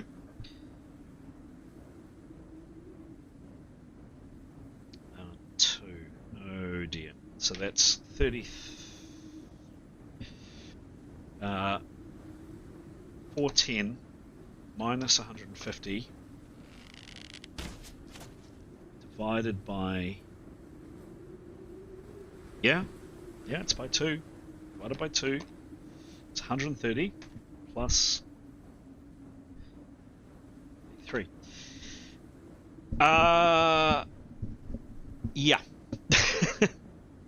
Yotto, you deliver 163 hit points. 163. 163 hit points, and you do 2 E crits on a badly wounded crossbowman. You can roll the crits if you wish, but up to you if you want to just simply describe what happens. Do you want to roll the crits? Yeah. Yeah, sure. That's I'm sure the readers would want us to. Listeners would want us to. So the first E-crit, 22. 22. I shall read out the critical. Foe receives minus side wound, fights at -10, and takes 1 hit per round plus 3 hits. And then the second E-crit, Let's get a goodie. A 70. Hey. 70. Slash tendon and crush the bone in foe's shield, shoulder, arm useless. Foe takes 2 hits per round. Foe is stunned for 4 rounds. That is all a tad academic. However, what happens to this man who's sitting on the ground bleeding profusely? Please, Yotto. So Yotto was literally just going for the take his head off shot. So that was what he was doing. That is exactly what happens. The head goes flying off, nearly hits Askell, it doesn't, bounces off the wall, and this guy slumps down extremely dead. He had around 34 hits left, and you did him 163. I'll do it. That was killed 5th level. Yotto, you are now visible. Askell, you see this guy die in quite spectacular form, and Yotto is now visible. Yotto, for what that was 2 100s in a row, and I think that's really impressive, and I'm just gonna, just for the hell of it, you have plus 20 on your on a roll this game of your choosing. Right. GM is going to grab another drink. Back in a second. Nice work. Has anybody got any sound effects that we can give? Did anybody get the sound effects working? No. Nice work. I don't understand an attack like that. Very good. That was excellent. That was amazing. Absolutely amazing. Nice work. Back in a second. Well, Very awesome. Giles, Very though. good. Oh, healing child. Yeah. Does he keep me posted? Oh my god. Oh, I was laughing for a good amount. That's so ridiculous. It's so cool. Yeah, that's brilliant. What are the chances? Well, actually, you probably could calculate that. And that's why I was like, when it happened the used second time. time, I was like, have they got the letters around the wrong enough? Yeah. It up. And then it's No. like, it looks right, but I need to have someone to verify. Yeah. What is? I can't remember how to do probabilities. What is it? 1 in 100 and 1 in 100. What's that? Probability. I remember. Can't remember. Did you multiply them? I don't know. I'm going back a bit. I'm just gonna Google it. Well, hopefully we'll come out of rounds now. We'll see. Yeah.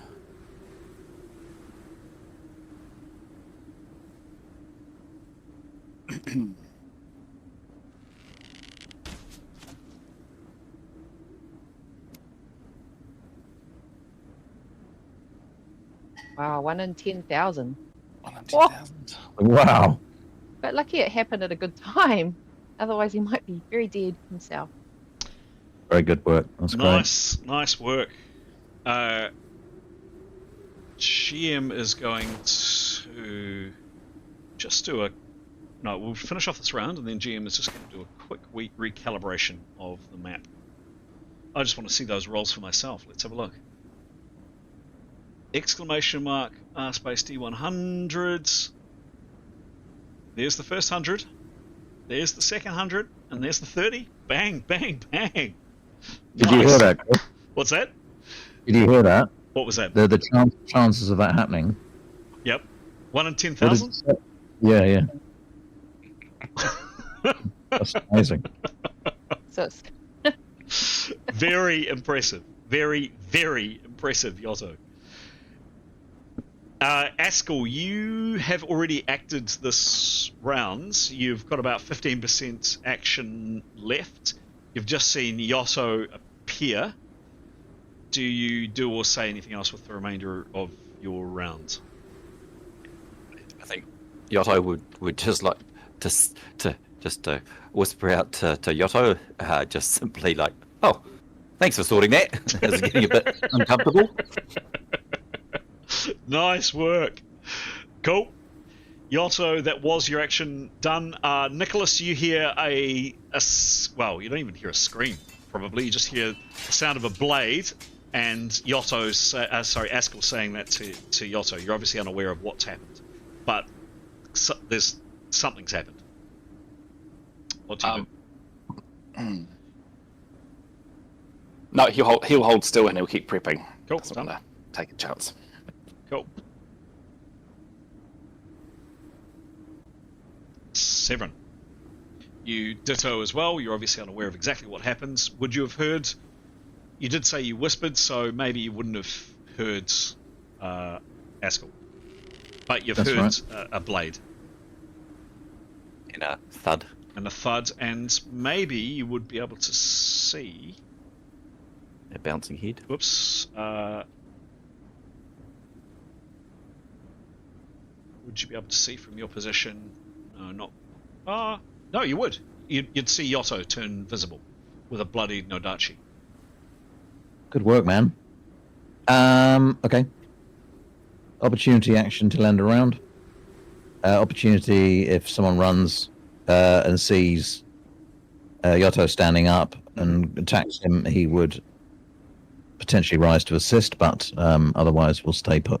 Okay, done. Oh, of course he's lying down, so actually probably didn't see Yotto. Never mind. Okay. Oh, okay. Yep. And Then no.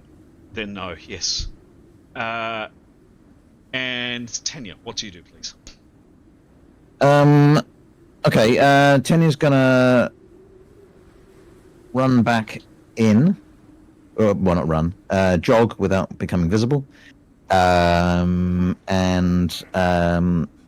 perceive where she saw the crossbowman stirring. Okay. And depending on what she sees, she may speak, she may not. Okay, how far can she move, please? 60. One and a half. 90. 90, so that would give you easily up to there. It only wants to run into the entrance to the passageway. Yep. Just so you can see the crossbowman. She can't. And She cannot. all right, until she move forward until she can see the crossbowman. As I described, she'd have to move up to here, because he's around the corner. Okay. All right. Assuming she can recognize that the man is dead.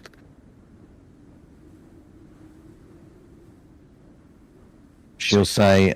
So you get to there. Yep. So having seen he's dead, she's going to say, no noise, straight down the passage. Shall we all go down, rather than me going 200 feet and back again? And we'll await a response from the party. Okay. Why don't you guys have that discussion now? GM is just going to do quite a quick finagle with the map and have a quick chat. We're into the next round, so that is the end of that round. So this will take some action of people's round. This coming round, rolling initiative. Have a chat while the GM does this, and I'll change the screen to that screen. Sounds good. I guess here's the thinking. Some people may come along and maybe be behind us. It may be from one of those double doors. It may be from the passage. But at least by going past that passage, we're going into the bowels of the thing. We're actually progressing and not getting stuck here for some reason. And we can keep moving. Potentially, we might meet someone coming the other way, but we may not. What do we think? Yep. Yeah, let's keep moving. Especially with the two invisible people still. Yeah, and I think they could still go on ahead, but I think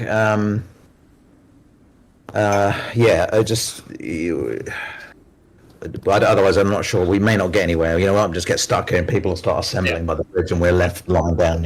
Yeah. So long as Nicholas gets to walk behind Severin, he's fine. Meat shield, was it?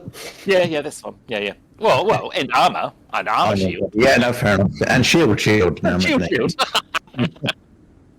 Yep. No, I reckon. Yeah. Yep. Okay. Plan. All right. Let's do it then. Do we want a semi-marching, or do you want Yotto at the back? Then Jada in front of him. I reckon Askell at the back. I suggest we still send Tanya out ahead, and then maybe I guess it'd be useful if Yotto, if he's still invisible. Sorry, not Yotto, Askell. Yep. Well, if he's still invisible, is he? Aeschylus, yes. Yep. If he's invisible, would he be more use up the front? It's 6-1. Obviously, he can't stalk, but. So if he's at the back, no complication of running into people. Yep. Whatever you think. Yep. Escort can sit at the back. Oh, and then next, Tanya. I'll go after Tanya. Yep. Then Jada in the middle. Jada in the middle. Done. Then Nicholas. Done. Then Yotto. Done. Okay. Yep. Then Yotto. Got- So 2 invisible people, 1 at the back, 1 at the front. Yep. Okay. So you all assemble here.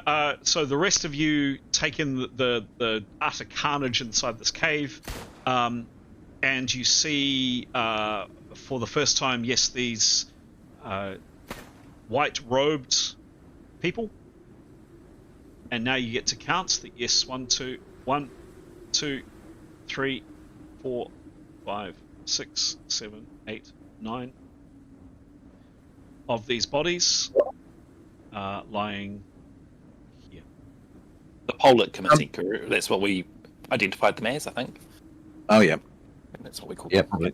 Do we? And they're not sort of carrying any bags. I guess I'm after intel, something obvious. No, Not going to search. nothing on them. No, yeah. A lot of blood on them, but you can't see, at first glance, no sign of sword strokes. Or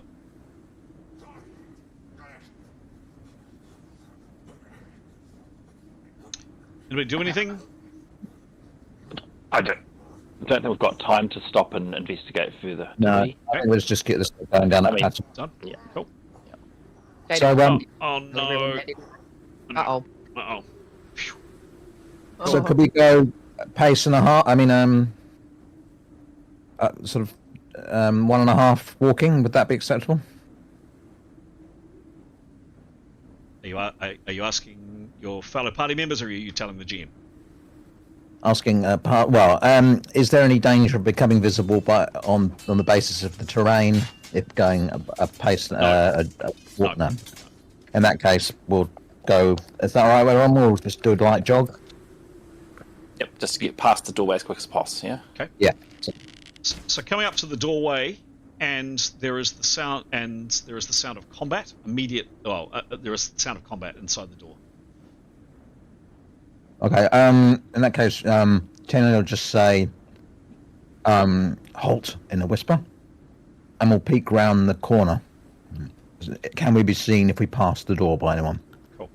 So Tanya, have a peek around the corner, and for dramatic effect, I am going to ask that other, and I know it's, anyway, I'm not making excuses. Tanya peeks around the corner. Everybody else, please, jumps into chat room 1.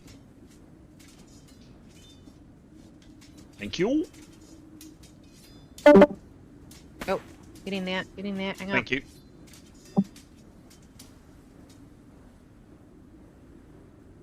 Lovely. Tanya, this is what you see.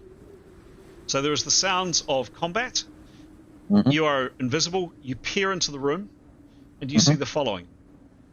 You see kind of... and I'll zoom into the room in a second. You see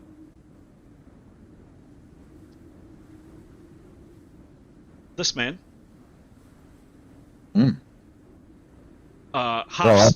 Sorry? Right, go on. Yep, half standing, half crouched over, clearly badly injured here, resting on some crates. There's a lot of bloodshed in here. Peering into the room, you see a room that looks like this. There's a fire burning here. There's boxes and barrels and things like that. This man here, maybe familiar. But what occupies your attention is bodies, and their tenure is at the door, bodies at the door. But what occupies your attention is a fight. There are 4 people, 2 not in uniform, 2 in uniform. But what particularly occupies your attention is this man here.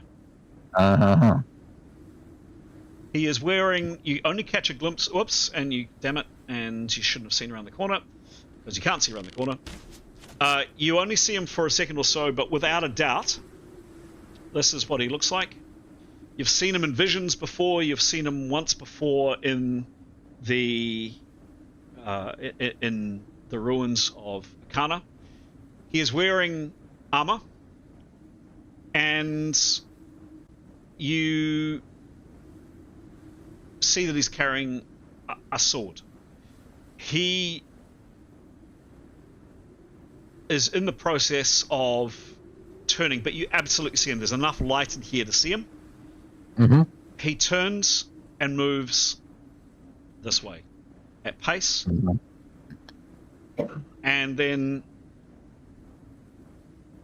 he is... Just make sure I don't delete the wrong person. And then there's a scream as this spearman here puts a spear through this guy's throat. Mm-hmm. He collapses. Yep. And then this guy here wallops across the side of the head with an axe this man here, who staggers back, clearly mortally wounded.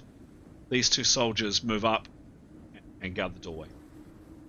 So they've got melee weapons, both of them. Yes. And the only other man in the room that I think is alive, has also got a sword. And you said I might recognize him. Can I do a memory check? Yeah. On your turn, yep. Give me a mass memory roll, please. Last, okay. I got 80. And her memory is +5. That's 5. Cool. Roll again, please. I'm remembering all the good times we had together. 50. 50. Now, you could have rolled really bad, or you could have rolled really good. That's true. You see him, and look at the lights pour, all the rest of it. But this man his face is emblazoned from your memory. Horrible situation, absolutely horrible situation. Some number of months back. This was the man who led a party of fellow adventurers on Jewel Island. Yeah, you got it. Right. Along at the base of the cave. He was very, very badly wounded. Keros died. One of these strange other people in one of these other groups that you are fond of, was slain by an acid ball. This man was badly, badly wounded, but survived. That's why you remember him, and you remember him so well. Now, can you remind me? We sort of made a pact with that one, right? There were two groups, and we made a pact with one of them. You were what's your question? We made a sort of we teamed up with one group. Correct. The assault. That he was a member of that group. He was right. So he was the leader of that group. Yes. Right. I remember now. Yep. Okay. Okay. Can I communicate with the party? Yes. I'm gonna move you back. So hang on. I'm gonna move out of. So the rest of the party can see the view, and then if you can jump back, please don't spoil anything. Just ask them to come back and join the channel. Please. Cool. Go for it.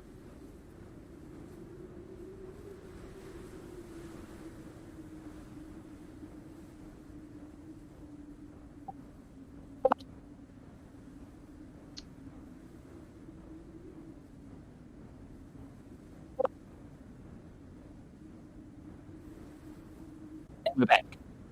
And we're back. Can I speak, Chris? Yeah. Sure. Tanya can speak. Yep. So you're here in the. You heard Tanya say stop. Now you're going to hear a sort of terse description of what why she said that. Torvash exiting far chamber. Two TPP soldiers with melee weapons versus one potential ally commander of the other group on Jewel Island, just alive. Suggest we go in, pursue Torvash. And if she's got anything left, she'll get out of the way of the doorway so that if anybody decides to go through it, they won't bump into her. Cool. Let's go. So she moves here. I'd say, Tanya, that was... you moved up, you looked. I didn't ask for a perception roll, there was no need. That was the scene that you saw. Relatively large amounts of light in there. You spoke for about 10%, so you've got 60% action. You took a side step out of the way. Well, sorry, if I can correct that, if I've got more, she'll move into the room. Oh, okay. Okay, yeah, she does. Yeah. Move into the room and then go off to the side. I guess she doesn't want anyone to bump into her coming afterwards. So, Which side? to the left. Okay, I won't move So her. I won't move her stand now, but around the door. So basically, here, like Abruptly left. So if anyone else runs in, then I'll run into the back of her. Essentially, that's what I'm thinking. Like as that. far left, you can go. Yeah. Cool. Okay. Next to act is Jada.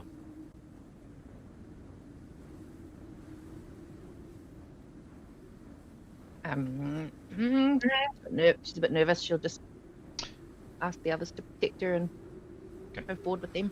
Okay. Now she's been preparing for 3 rounds. Yeah, but she moved, Yes, correct, and same with Nicholas. So I'm assuming that both Nicholas and Jada have lost their prep because you didn't tell me otherwise. So yep. So her action is to Be careful. to do. Thanks, Pete. So what does she do, please, Jada? She'll move with the others, so hold action until just follow them when they go. Okay. Yotto going is first. Yotto is next to act. Yotto is now visible. Yotto would. So it's 90% for preparation of a spell, isn't it? Correct.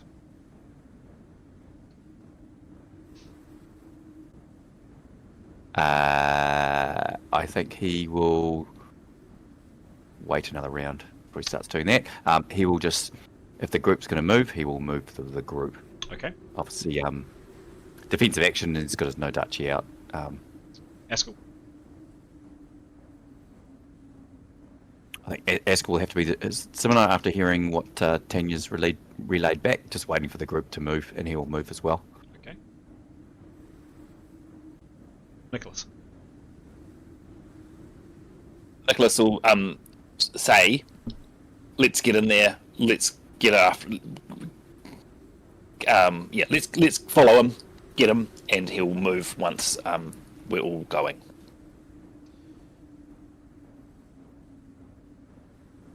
Severin. Severin will hiss, "Let's get in there and go in there."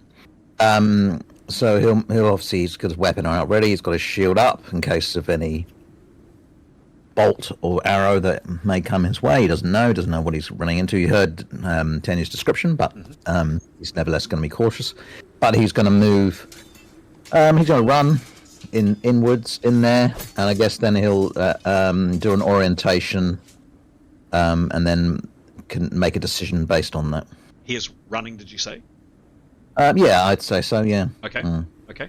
I mean, unless there's a risk of slipping over, then he won't. No. There is some blood here, but not to the degree that there was behind you. Okay. He runs in, and the rest of the group follows him, I'm guessing, because we haven't heard otherwise. This is what, Severin. We'll move him in, and we'll move everybody up, and move them in due course. Seize.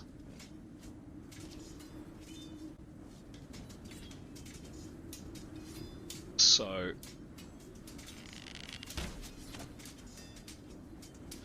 Severin and others, as you come into the room, you see what appears to be mortally wounded man staggering around here. You see this figure here, also clearly wounded, leaning up against some crates and boxes of swords in his hand. He's clearly badly injured. You see this man here, armed with an axe, and this man here, armed with a spear, standing standing here. There is more light coming in through this area here, which they're standing at, and there's more breeze. It's definitely more wind, etc., coming in, and you can also see smoke coming in through here too, Severin. Tanya, you've moved in and you've stood here. Severin, you jog in initially. Give me an orientation roll, please, to just pick up all of that. Kind of jumped the gun a bit there. Oh no, sorry. Let's put the D in. 12. 12. I'm not going to. Yep. I'm not going to make 80. that mast. Plus 80. 12 plus 80. It wasn't a great roll, but it also wasn't a failure. So he takes in that information. What does he do? Well, so he doesn't see any other figures. So now he's got 3 words, I assume. He's already used them. No, he's already used them. Okay.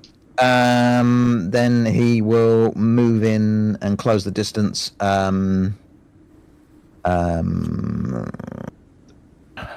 We could do with using a word. Distance between you and your foe is it's 58 foot. So he couldn't engage anyway. So he'll move 40 foot. Yeah, about there. And will now He can speak obviously if he doesn't use his entire yeah. action. So he'll sort of say he'll address he'll address the soldiers in front of him and to both guys to the left and right of him, saying well met. Now does he remember the chap with the hat's name? Give me a memory check, please. Unmasked. 46 plus 7. That is more than 50. Yonton. Yonton. He says, well met, Yonton. Here to kill the TTTPP. Okay. This guy here, clutching at his chest, bad wound on his chest, cuts on his arm. Basically the same condition that you saw him in last time. That guy out top secret is always dying. Yeah. A latrine. He looks at you,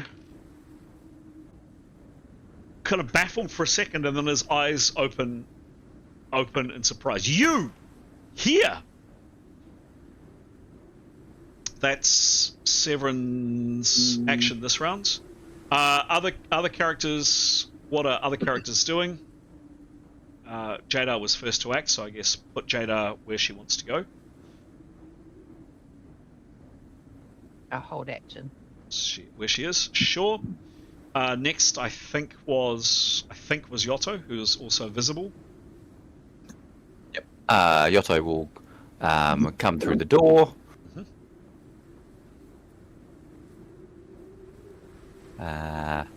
Sorry, I was thinking. You're to the left, yeah. Here? Just to the right of that dude, that dead body. Yep. Okay. Yotto's there. Yep, and percepting enough to see.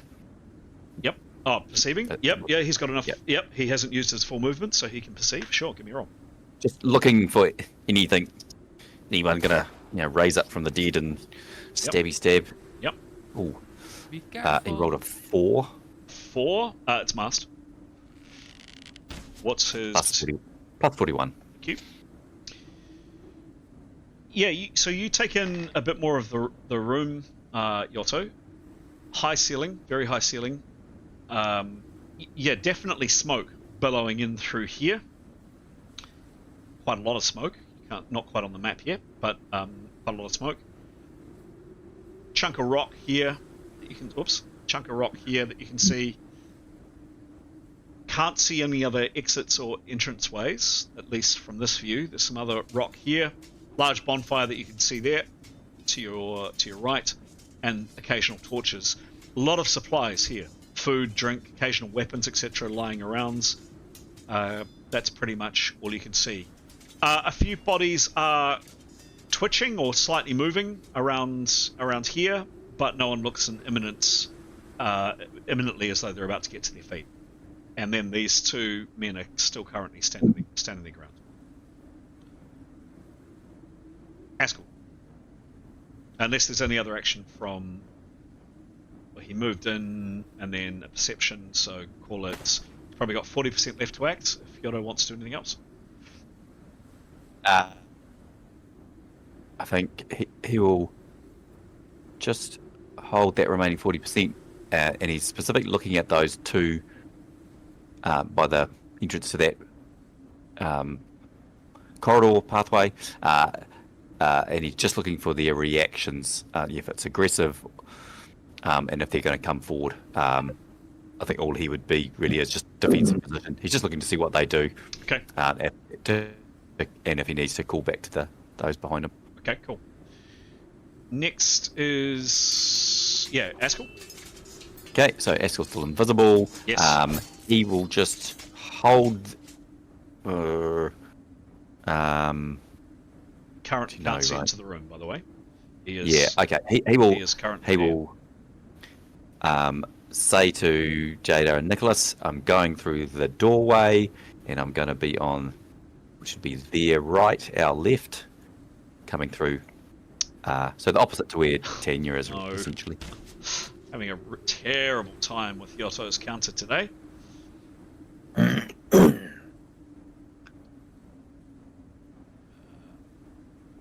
Okay, so we're going to move... We're going to put Haskell here. Yep. For various reasons I can't. That is now Haskell. Ooh.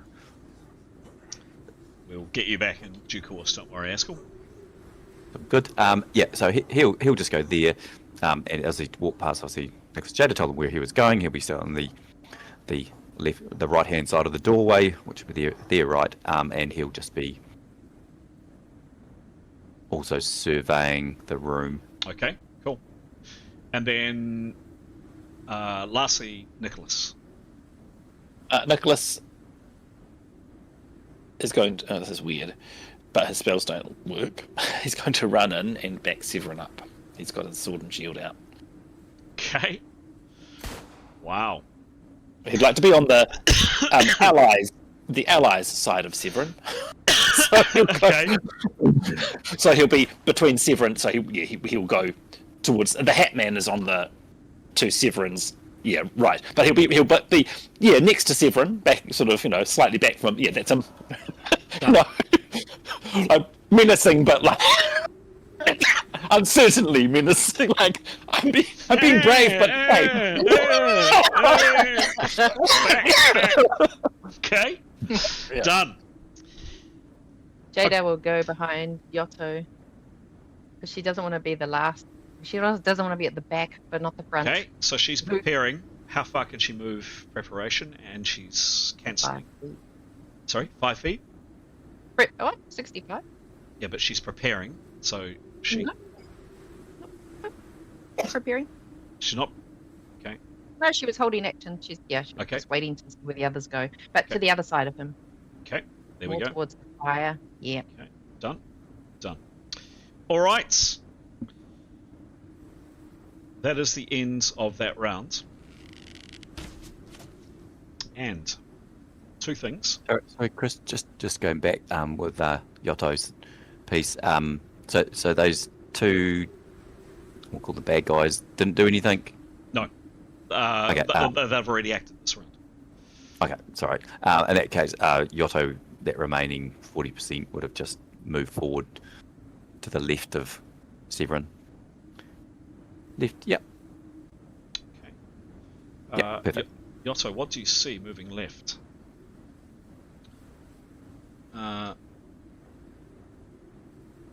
So you tell me where you position him. Yeah, obviously close enough to Severin as he can, but also not close enough that he can't swing his Nodachi. So about there. Yep. If the counter allows me to. Yep. The scything arc of his Nodachi, so it doesn't clip Severin as well. What can you see from there, Yoto? You can see more smoke coming in. It's probably about what you can see. So another torch there. excuse me, and you can make out more smoke coming in and definitely more light coming in through here, Yotto.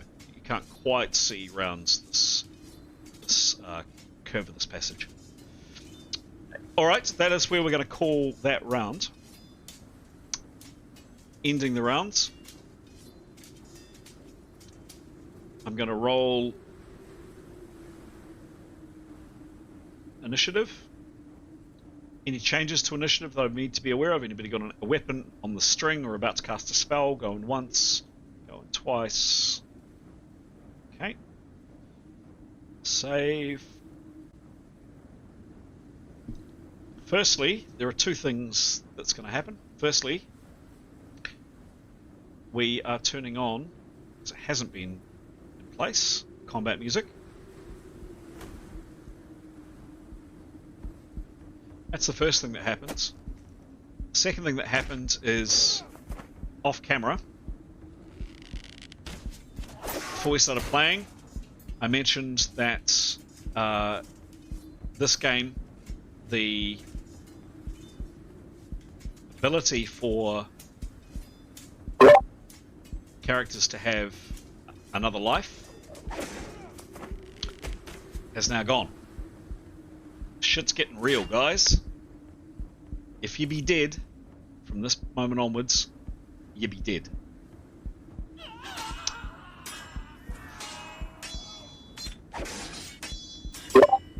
Out of interest, would we have any reason why? I assume because, if somebody died and we dragged them out, they still would die. Or is it the fact that if they die, they'll be discovered by someone else and run through? Or... Whatever you like. Any of those. All of those. Can't seem to find a counter for Askell that I can get with ease. So we're going to stick with that for the moment. How about a blue one? Because he can be frozen solid. There you go. Nice. All right, we are off. So even if someone dies, we just CPR them, it won't work. The healer can't bring them back from. Oh no! I mean, you no. Well, of course your healing spells work. But if Okay. if a character dies, they are dead. Okay.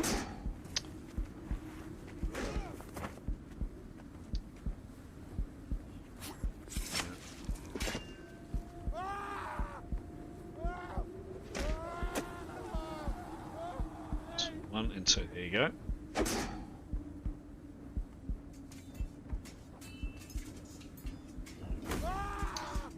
So, this badly wounded man, yeah, he's kind of hobbling. He stares at his companion here, who's reeling on his feet, and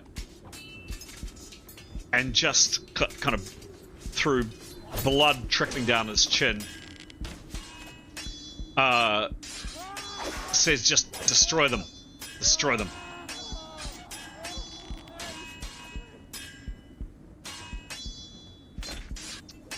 First to act is Jada.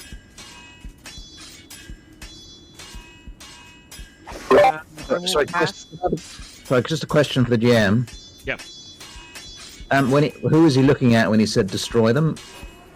He's looking at you and indicating them. Right.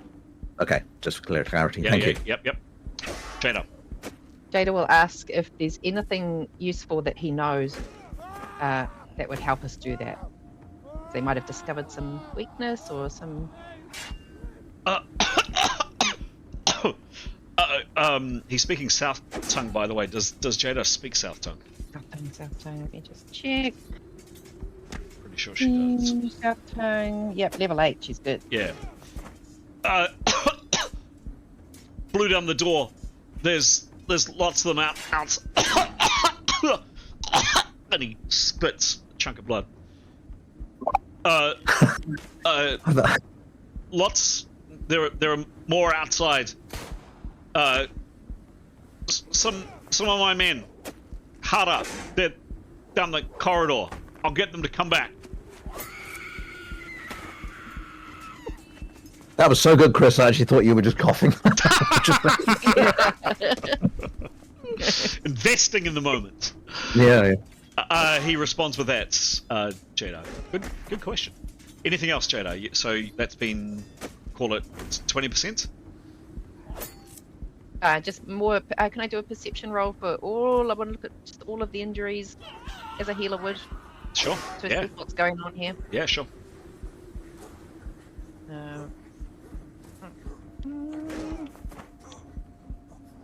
24 plus. What's it, 57. 57. What's her perception, please? 57 is the perception. 24 is the roll. Oh, 24 is the roll. Okay, roll again, please. 70. Cool.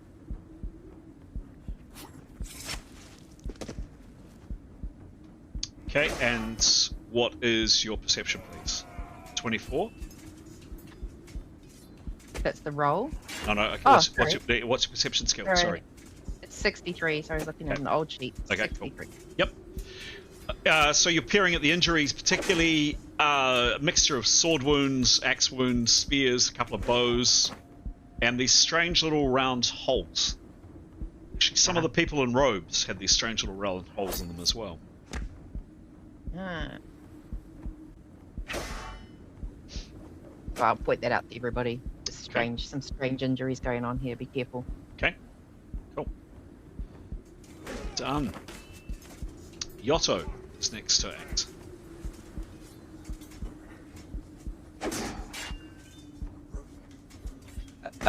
So the guy to the left with the axe.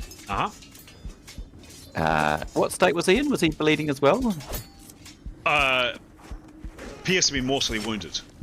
He's staggering and he's basically like half his scalp's out. You think he's about to collapse. Okay. Not much use in support. Then, okay. Eskel would like, or just Sorry, spin to Severin. It's Yotto. So Yotto. Yep. Would like to just spin to Severin, and let's move forward. Move forward together. 3 words, sure. Okay. Forward together. Yep. Severin, happy for you to respond with your 3 words if you wish to acknowledge or whatever. He'll say, always. I'm right. Sorry, he'll say, I'll take right. Okay. Cool. Done. So Yotto would then move forward about just past the rock. Okay. So to give you a ahead. sense, that's 20 foot. That's Yep. 23 foot to there. More forward, just to I think it's a spread eagled guy on the ground. To there. Yeah, and it's spread legs. Okay. So, with Severin at the same time. So we'll move on Severin's turn. Okay. So we'll do that and we'll play that out simultaneously. Yotto does get the opportunity to act first. Okay. Next, this man here staggers off. Makes it some distance actually, gets to about there and then just collapses. Haskell is next to act. Invisible by the door.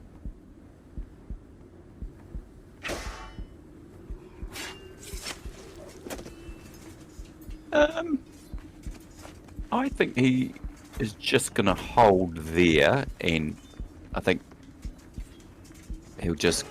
I assume there's enough noise in the room that he'd probably need to speak in general volume and just say, Tanya, I'm just in front of the right hand side or left hand side of the door. Okay, great. Yep. Nicholas. Nicholas will move up with Yotto and Severin when they do, and attack if he gets an opportunity. Done.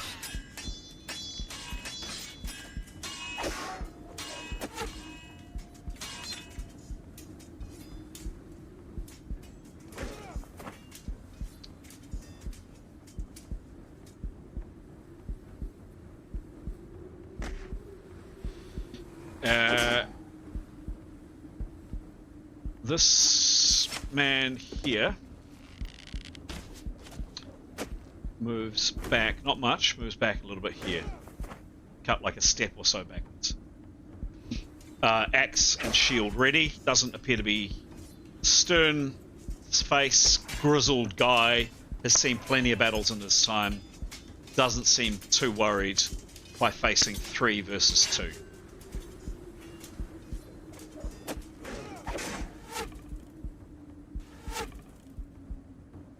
Tanya, you're next to act.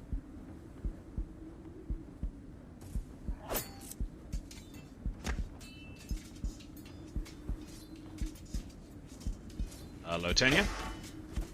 Sorry, can you spin the camera around so you get the view of looking behind Yotto's head and down the passageway?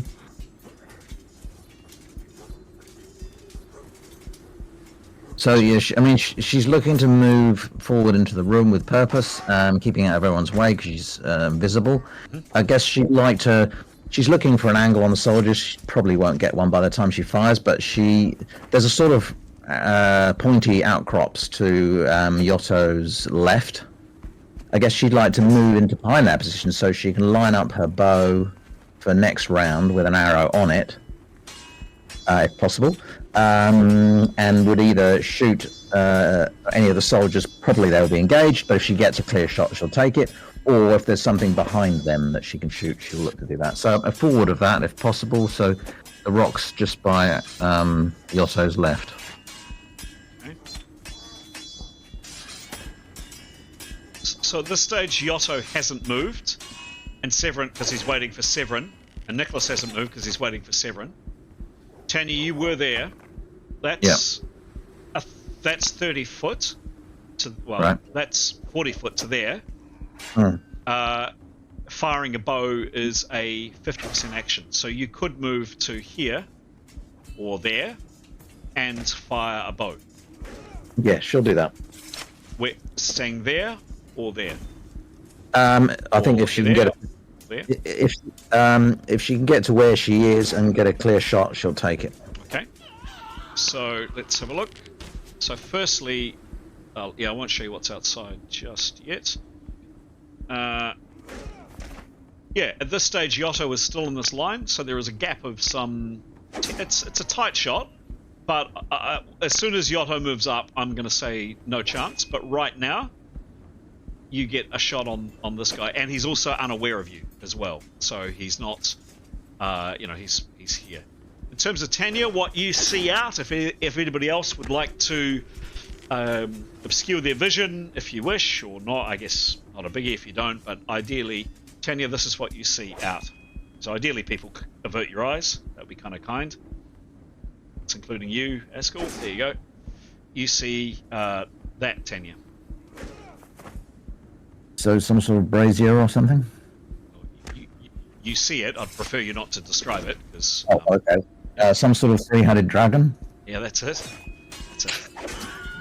That's roughly what you see. Move the camera down so others can't. You are firing... I'm going to give you surprise on this, because, yes, it's the middle of a battle, but this guy's got absolutely no idea that you're here. So I'm going to give you surprise. It's on this chap here. Not quite a flank, almost a flank, but not quite. But you do get plus 20 for surprise. Give me a roll. You will become visible after the shot. Yes. Give me a roll. 82. It's a good roll.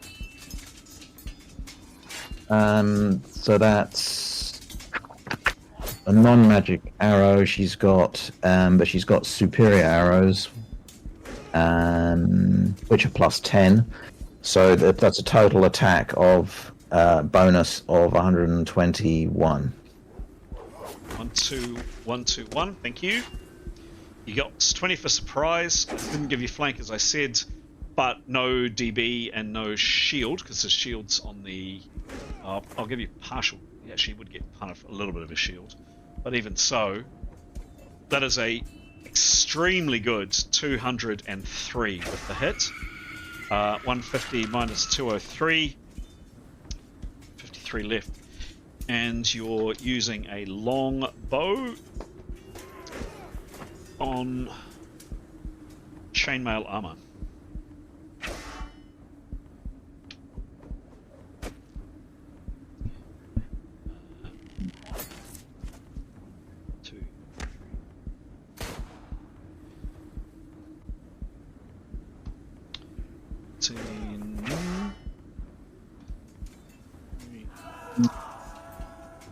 Wallop.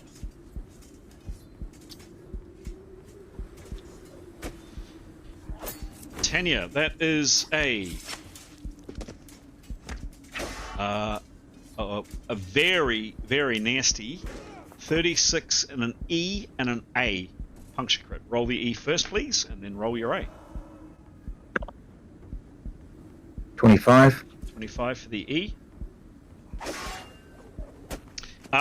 You hit him interestingly enough on his side, which is probably about right. Partially on the side. You know, do him another 2 hits. And he's definitely bleeding. And he's got one of your arrows sticking out of him. And for the A, just give me a second to set this up, please. That was number 2. Yep. Glad you didn't say 26. What's that, sorry? I'm glad you didn't say 26. 26, yes, quite. Attack. Then 0 on an A puncture. Roll the A when you're ready, please. Yeah, 27. 7. Another 2 hits. Add plus 10 to your next attack. And Yotto, don't forget you've got plus 20 on your next roll. Oh. Just to say, I forgot, but for next time, she's got boyer's oil on her bow, of course, which is, yeah, but I'll take that next time. Sure, done. Right. Done. Tanya, that is your action. You've moved to there.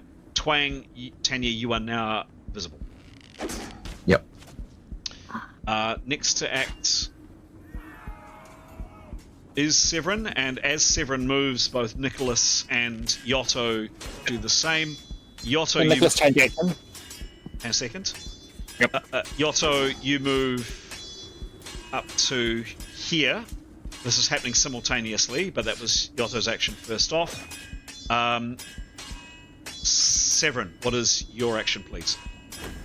Oh, Action and, is no, to... sorry. Nicholas does get to act first because he got initiative. What does he do for a penalty of -10? He was just reassessing that he thinks he's not going to be enough room for 3 people to be attacking on these guys, so he'd like to hold back until Severin's moved up, see if there's room. If there's not, he'll prepare. If there is, he'll move up. Done. Okay. Severin. So Severin will move up and engage the guy on the right. As he's passing Yotto, he'll say, "Engage, Yotto!" Okay. Excellent. So that's it'll be a -23 on your roll as you move up towards him. Yep. And I pasted in the chat earlier, 80-20. Cool.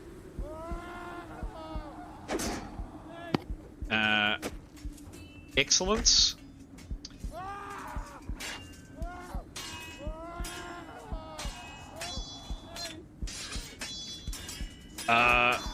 As Severin moves up, this man gets an attack on Severin first because he moved first. So he takes a swing at Severin. He's just been clipped by an arrow, but he can still act, unfortunately. Oh, no, he can't. No, he can't. Tanya's arrow clipped him, and he's just standing there, not doing anything.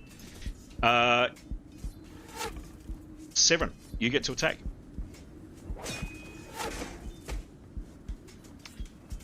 Give me a roll, please. 92. Good roll.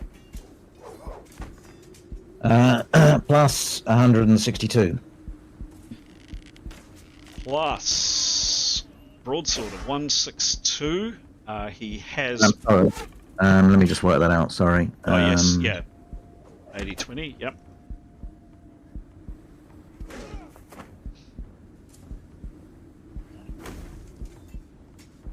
That's 130.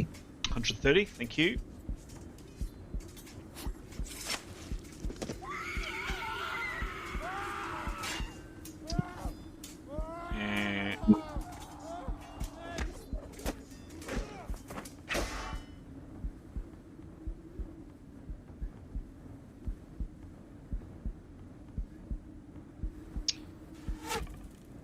Severin, this guy, it's a good roll and it's a good strike. He lands down with your broadsword. Whack! He parries for all he's worth. He puts his shield into it and he tries to turn it aside with his axe. He's good and he puts everything he has into the parry. He's good, but he's not quite as good as Severin. Severin, you clip him for 7 hits.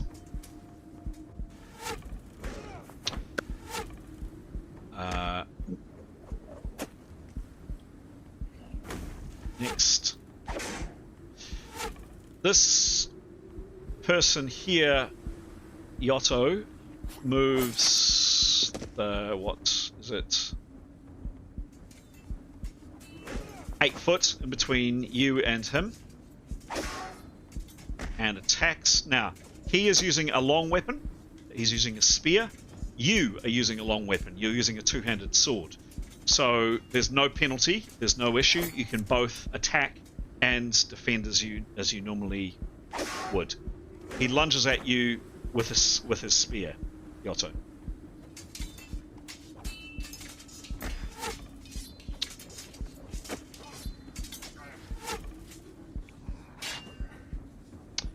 And he is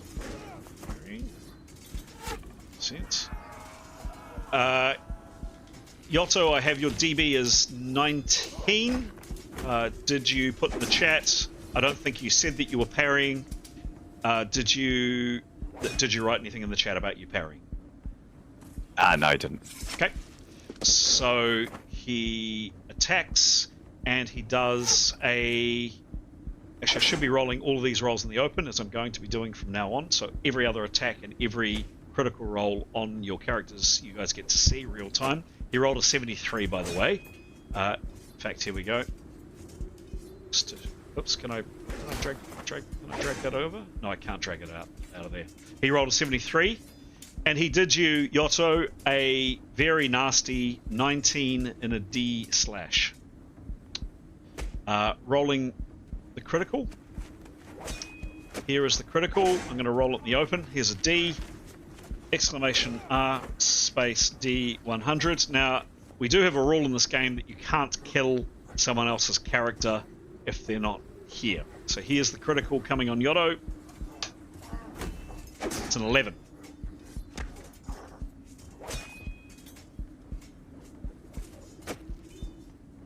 Yotto, you take another 3 hits. In total, you've taken 22 hits from that strike. And you must parry next round or this round.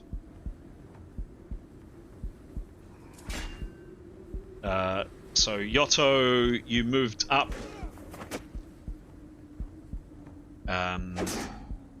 You have the opportunity to strike if you wish. Otherwise, yes. So you can attack this round. You still have enough penalty, enough activity to attack this round normally. However, you must parry, so that must parry goes at the end of this round. So you can't attack this round. You could have had you not got that must parry on you. Then Nicholas, that was you. You are correct. to let me look. No, there's a bit of distance actually. I would say had this guy not come forward, which was a little bit silly, and this guy not step back and they got out of alignment, I would say you would be struggling to attack. However, you could move up.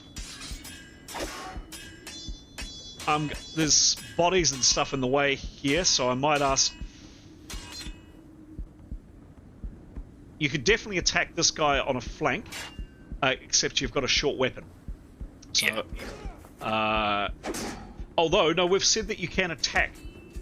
You can attack somebody on the flank with a short weapon. So I'd give you that. Or you can move up and attack this guy on the flank as well. So had they not foolishly got out of alignment, I would say you wouldn't have been able to. But they moved. It was to their detriment, and you can. The distance and the negative to your roll is... That's 23 feet. That's 30 foot. He would move 23 feet, please, and make his attack. Comes up here. Weird. Really, really weird. Now, just to explain for viewers, long weapons and short weapons, the long weapon gets to attack, but the short weapon doesn't. So if Nicholas was attacking face on, he wouldn't be able to strike this person here because they have a spear, much longer than Nicholas's short sword. However, because Nicholas is attacking on the side or potentially from the back, you can attack without that penalty. Make an attack, please. You get a flank attack. Give me a roll. It's on number 1, and yes, it is weird for Nicholas doing this. Very weird. Yeah. He rolled a 61. 61, and what's his skill with the short sword, please? 78. He's not bad for a spell user. He's been for a parry user. You mean? He's only been building that up to parry. Yes. And negative 23 was it? Yeah, negative 23. Yes, correct. This guy doesn't have a shield. Nicholas, you do a decent attack actually. 14 and a D puncture. Woof. Roll the critical, please.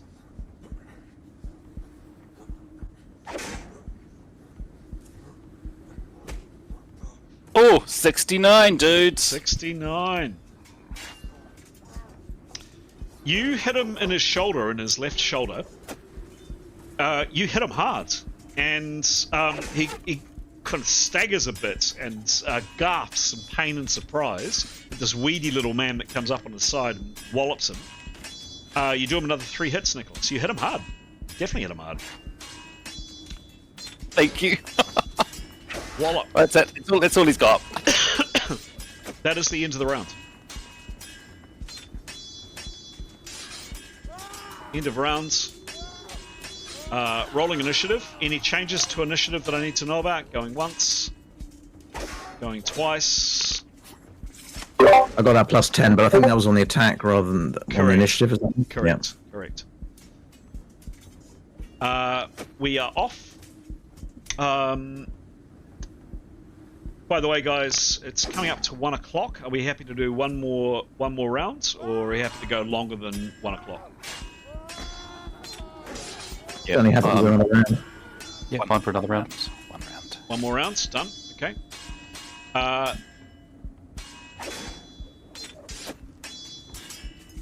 Jada. Whoops. See those tables? Hang on a sec, sorry. Coming.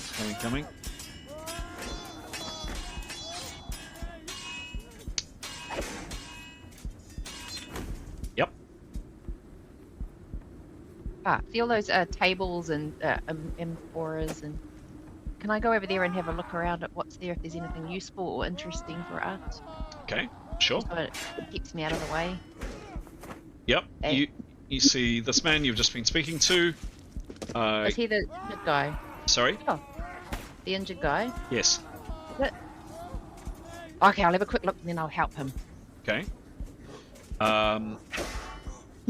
Yeah, give me a perception roll, please.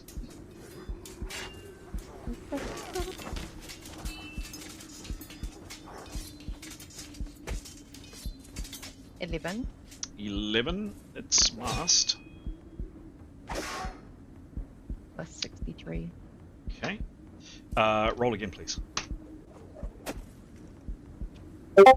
62. 62. 63.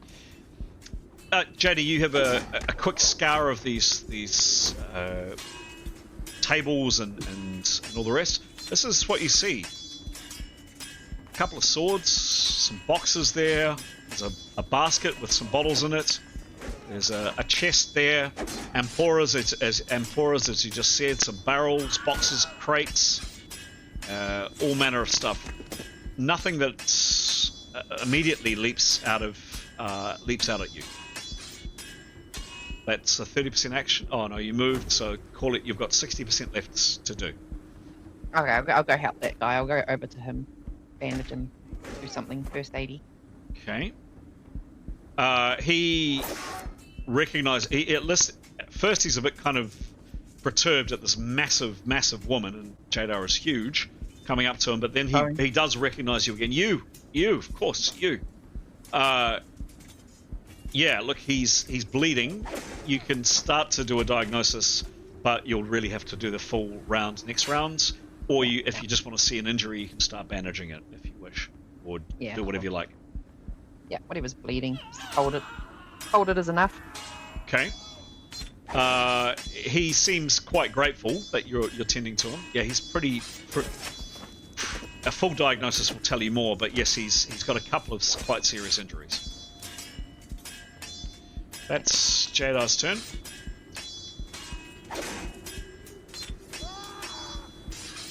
Yotto is next to act. Yep. So Yotto's going to attack. He'll do a 80-20, 80 attack, 20 parry. Done. And he would also like to call on that plus 20 you said he could have earlier. Yes, indeed. Yes. Yep. Give me a roll, please.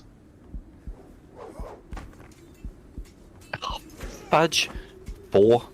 4. I think that is probably. In fact, I'm almost certain that is a fumble. Of course, he put all in that. Used all his rolls earlier in the game, damn it. It's a big weapon. You fumble up to a 7. That is definitely a fumble. Roll the fumble, and you want a low result. There, Yotto.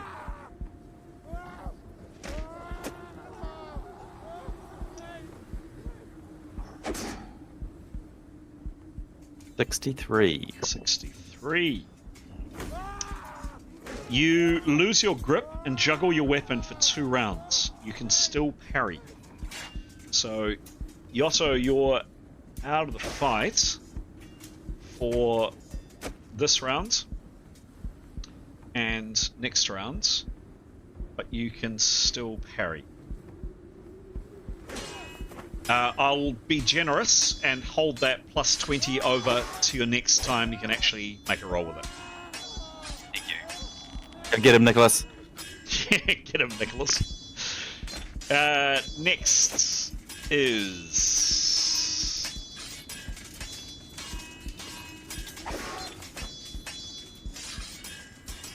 Nicholas, as a matter of fact. Nicholas is full parry. And if he hasn't needed to use his parry by the end of the round, he's going to attack. Done. So it's up, yeah. Done. Yep, I've got that. Please remind me.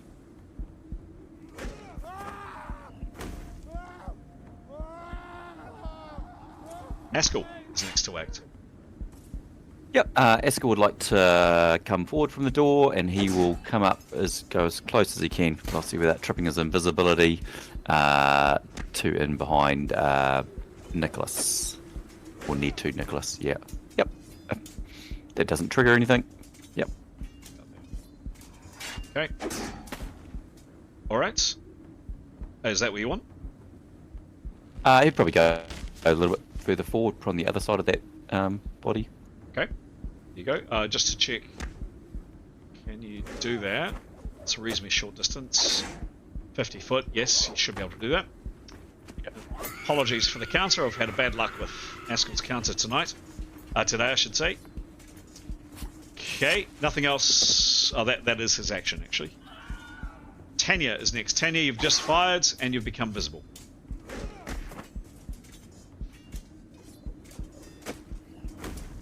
Would you mind just putting Tanya vision on? Mm-hmm. So I can just see if there's an angle there. There won't be. Okay. All right. No, definitely not. No. Okay.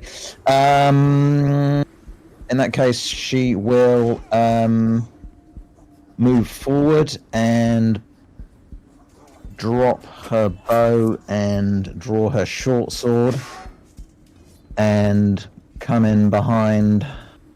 She can't really engage anyone, but she'll come in behind Yotto in case either one of those gets in trouble. Okay. So, Necessary. dropping a short sword is a 0% action. Sorry, dropping a bow is a 0% action. She's moved short distance. Yep, no problem. She does that. Her sword's in her hand. The rest of this round, if should she need it, she'll parry whatever's left. Yep.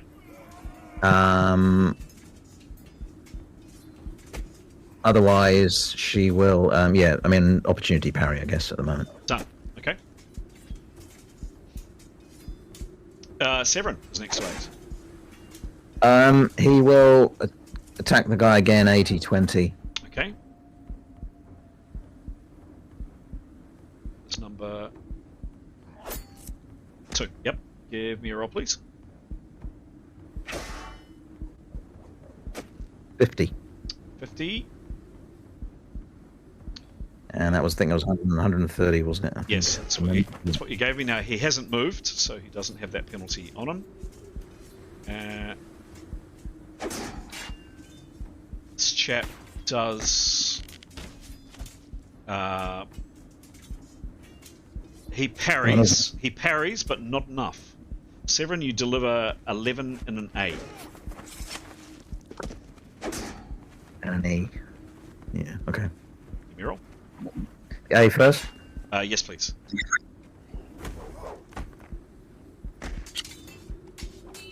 $49. 49. Another 2 hits. And yeah, definitely hit him hard. And then the E that you do. Oops, hang on. Just clicked the wrong one. Severin fighting that guy. This is 0 in E. Yep, when you're ready. 88. 88.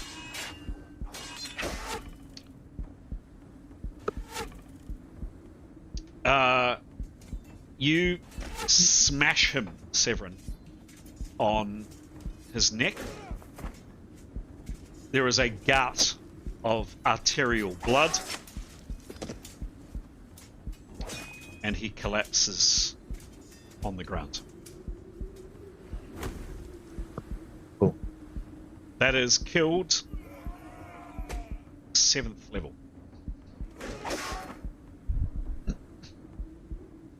Thanks.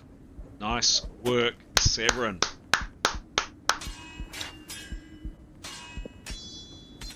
Down. Nice work, Severin. Yay! Yay! Yay! Yay! Lots of that. I don't know who's doing that. I think that's Pete. Nice work, Pete. Excellent, Severin.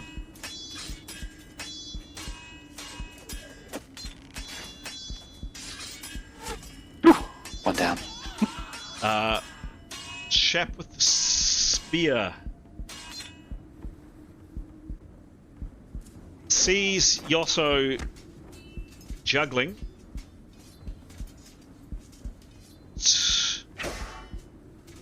Turns. Let's see. What does he do? I'll roll this in the open. Sees Yotto juggling his weapon and senses that Yotto might be out of the fight, but Yotto is definitely the more threatening of the two, although Nicholas has just hit him. If I roll 50 or under, He remains with the spear pointed towards Yotto. If I roll 50 or 51 or above, he turns his spear to face Nicholas, and at that point, Nicholas, you can't attack him. He turns his spear to face Nicholas. Nicholas, you now have a... He doesn't attack you. But he... Whoops. He... I'm not going to move his counter, but he turns to face Nicholas over this corpse, and his lengthy spear is well and truly preventing Nicholas from attacking. Nicholas, you have the option of continuing to parry, or if you wish, you could, this round, attempt to move closer to him. You'd be attacking at a medium range, would be a negative 15 to your attack. He would be fighting at a medium range, which would be negative 15 to his attack. Or you can stand where you are, continue what you wanted to do. Your call. Oh, thank you. If he was to move up, that's not going to block Yotto's attack, or I'm assuming Severin's attack. He's not crowding the space. No, he could. So this chap's standing here, basically where this head is. There's a spear directly pointed at Nicholas. Yotto would get a flank on this chap. Severin would get a flank on him, flank or a rear on him as well. Yep, no, Nicholas will move up, please, so try to move to medium distance. So that is a...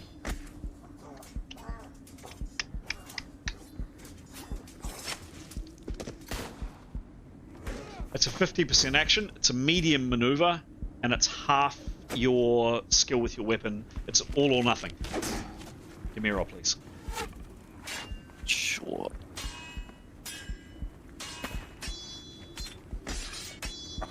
Oh, okay, cool. You rolled an 86. Oh, nice. What's half the skill? 30 or 30, 39. 39, cool. 100% success. Awesome. You duck out of his spear range, or out of his particularly effective spear range, so you've now got close to him.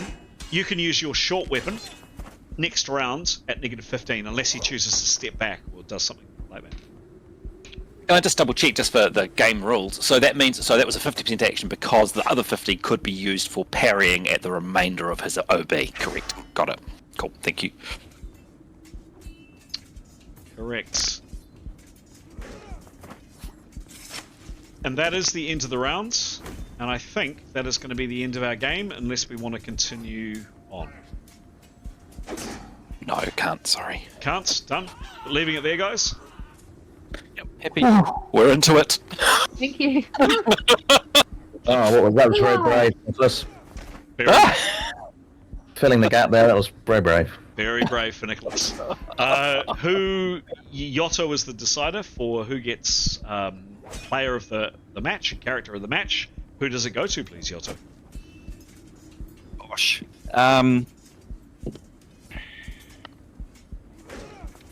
We'll go Nicholas for his brave Yeah. Yeah. sure. bravery. Bravo. Oh, well, thank you. Thank Nice you. one. I'm going to try to switch credits. I think I should be in luck, but let's see. If we cut out, if I tell you we cut out, we might have to do something else, but let's see if we're going to go to credits. No, that works. That's great. We're rolling credits. There we go, guys. Yikes. Oh, we didn't die. No. Cited Papillus. Well, Tanya did. Yeah. Very briefly. Dun dun dun. He's always disappearing out of doors, but actually when we see him, he's just like the Scooby-Doo guy. He's always jumping through him. Maybe not for much longer. Who knows? You can get him. Get him. What do you mean always? Once before. Once before. It's always. Every single time we've seen him, he's Yeah, disappeared through a door. You've seen him once in a vision back in Jedi Rima, and some of you caught a brief glimpse of him in a ruined Lords of Arcana place sometime. There we go. Tune in on Wednesday to see what happens. Right. Thank you. Yep, sure thing, guys. All right. Thanks, Have a everyone. good Sunday, everyone. Bye, bye, bye. Thank you. That was fun. Hey. Bye-bye. Bye.